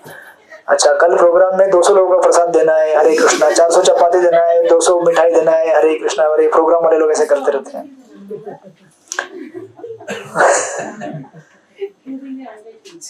बच्चा स्कूल में जाता है तो हरे कृष्णा, बच्चा क्या कर रहा है, हरि बोल। पतिदेव क्या कर रहे हैं, हरे कृष्णा। 16 वाला हो गई। तो इसको कहते हैं खाली याद करना, लेकिन स्मरण का बोलना, लेकिन स्मरण नहीं करना। इसलिए बहुत बड़ा जटिल कार्य हमारे पास है, और यह संभव होगा भगवान और भक्तों की कृपा से। तो हमें अपना प्रयास जारी रखना है, लेकिन भगवान के लिए इसलिए प्रार्थना कर रहे हैं ना स्वयं ब्रह्मनु की, अरे मुझे याद करो आप। मैं खुद से आपको याद करने पर मैं कर रहा हूं, लेकिन मेरा याद करना कैसा है आप देख लो। लेकिन आप जब याद करेंगे तब आपको मैं याद कर पाऊंगा, राइट? इसका ऐसा अर्थ होता है, राइट? इस प्रकार ये मंत्र नंबर 17 है, और मंत्र नंबर 18 एक 5 मिनट में। अग्नेन यसुपताराय अस्मान् विश्वानि देव युनानि विद्वान् योद्धस्मज उर्राणमेनो भूयिष्ठाते नमो उक्ति विधेम। हे अग्नि के समान शक्तिशाली भगवान, हे सर्वशक्तिमान, अब मैं आपके चरणों में दंडवत प्रणाम करता हूँ। हे भगवान, आप अपने तक पहुंचने के लिए मुझे सही मार्ग पर ले चले, और चूंकि आप मेरे द्वारा भूतकाल में किया गया सब कुछ जानते हैं, अतएव मुझे विगत पापों के फलों से मुक्त कर दे, जिससे मेरी प्रगति में कोई अवरोध ना आए। इस तरह से ये प्रार्थना कंक्लूड कर रहे हैं। और प्रभुपाद पहला पॉइंट कहते हैं मानव जन्म सिद्ध करने का सुअवसर। तो ये मनुष्य जीवन प्रभुपाद लिखते हैं भगवान की शरण ग्रहण करने तथा उनकी अहेतु की कृपा के लिए प्रार्थना करने से भक्त पूर्ण आत्म साक्षात्कार के पद पर प्रगति कर सकता है। भगवान को अग्नि के रूप में संबोधित किया गया है, क्योंकि वे किसी भी वस्तु को भस्म कर सकते हैं जिसमें शरणागत व्यक्ति के पाप भी सम्मिलित है, राइट? भगवान सब कुछ जला सकते हैं बशर्ते हम उनको शरण जाए। आगे दूसरे पॉइंट में लिखा गया है भगवान के सर्वशक्तिमान होने का प्रमाण, राइट? प्रभुपाद लिखते हैं गीता में कृष्ण आश्वस्त करते हैं कि आत्म साक्षात्कार के पद से पतित अर्थात योग भ्रष्ट आत्माओं को या तो अच्छे ब्राह्मण परिवारों में या धनी परिवारों के परिवार में जन्म लेकर अपना सुधार करने का अवसर मिलता है। ऐसे जन्मों से आत्मा साक्षात्कार के उच्च अवसर प्रदान किए जाते हैं। यदि मोहवश इन अवसरों का दुरुपयोग किया जाता है तो मनुष्य परम शक्तिमान भगवान द्वारा प्रदत्त मानव जीवन के सुनहरे अवसर को खो देता है, राइट? तो प्रभुपाद एक्चुअली आगे लिखते हैं कि अगर कोई ब्राह्मण परिवार में जन्मा है, लेकिन अगर अपने सुविधा का दुरुपयोग करता है तो वो चांडाल से भी नीचे गिर जाता है। और अगर चांडाल परिवार में कोई जन्म लिया है, अगर वो भगवान की भक्तों की शरण ग्रहण करेगा तो वो ब्राह्मण से भी आगे बढ़ सकता है, राइट? इस तरह से तीसरे पॉइंट में भक्त सभी तरह से सुरक्षित होता है। तो प्रहलाद महाराज का कोटेशन दिया है वहां पे, सॉरी भागवत के 12वें स्कंद का, पंचम स्कंद का। स्वपाद मूल भजत प्रियस्य, भगवान अपने पूर्ण शरणागत भक्ति प्रति इतने दयालु हैं कि कभी यद्यपि भक्त कभी कभी विकर्म अर्थात वैदिक आदर्श के विरुद्ध कर्म के बंधन में आ गिरता है, तो भी वे भक्त के हृदय के भीतर से त्रुटियों को तुरंत ठीक कर देते हैं। इसका कारण यह है कि भक्त भगवान को अत्यधिक प्रिय होता है। राइट, ऊपर देखिए ना प्रभुपाद ने श्लोक के ऊपर क्या लिखा है, क्योंकि सर्वशक्तिमान भगवान सबके हृदय में स्थित है, अतः वे अपने निष्ठावान भक्तों को निर्देश दे सकते हैं जिससे वे सही मार्ग पा सकते हैं। ऐसे निर्देश विशेषता भक्त को दिए जाते हैं, भले ही वह कुछ अन्य चीज की इच्छा कर रहा हो। तो हमें ज्यादा टेंशन नहीं लेना है कि क्या हो रहा है क्या, आप इतना टेंशन लीजिए कि मैं भक्तों के साथ हूं और सेवा करते जा रहा हूं, बस बाकी टेंशन भगवान पकड़ लेंगे। लेकिन जिस दिन हमने भगवान के भक्तों का संग त्याग दिया, नाम जब छोड़ दिया, बस उस दिन हमारा काम खत्म, फिर हमको कोई नहीं बचा सकता। प्रभुपाद ने इसलिए हमको कहा है 16 माला करो, भक्तों के संग में रहो, 4 नियम पालन करो। बाकी कितना हम कर सकते हैं, क्या नहीं कर सकते हैं, हमारी औकात क्या है, क्या सेवा दे सकते हैं भगवान को, कुछ नहीं दे सकते। बस इतना करोगे बहुत बड़ी हो जाएगी चीज।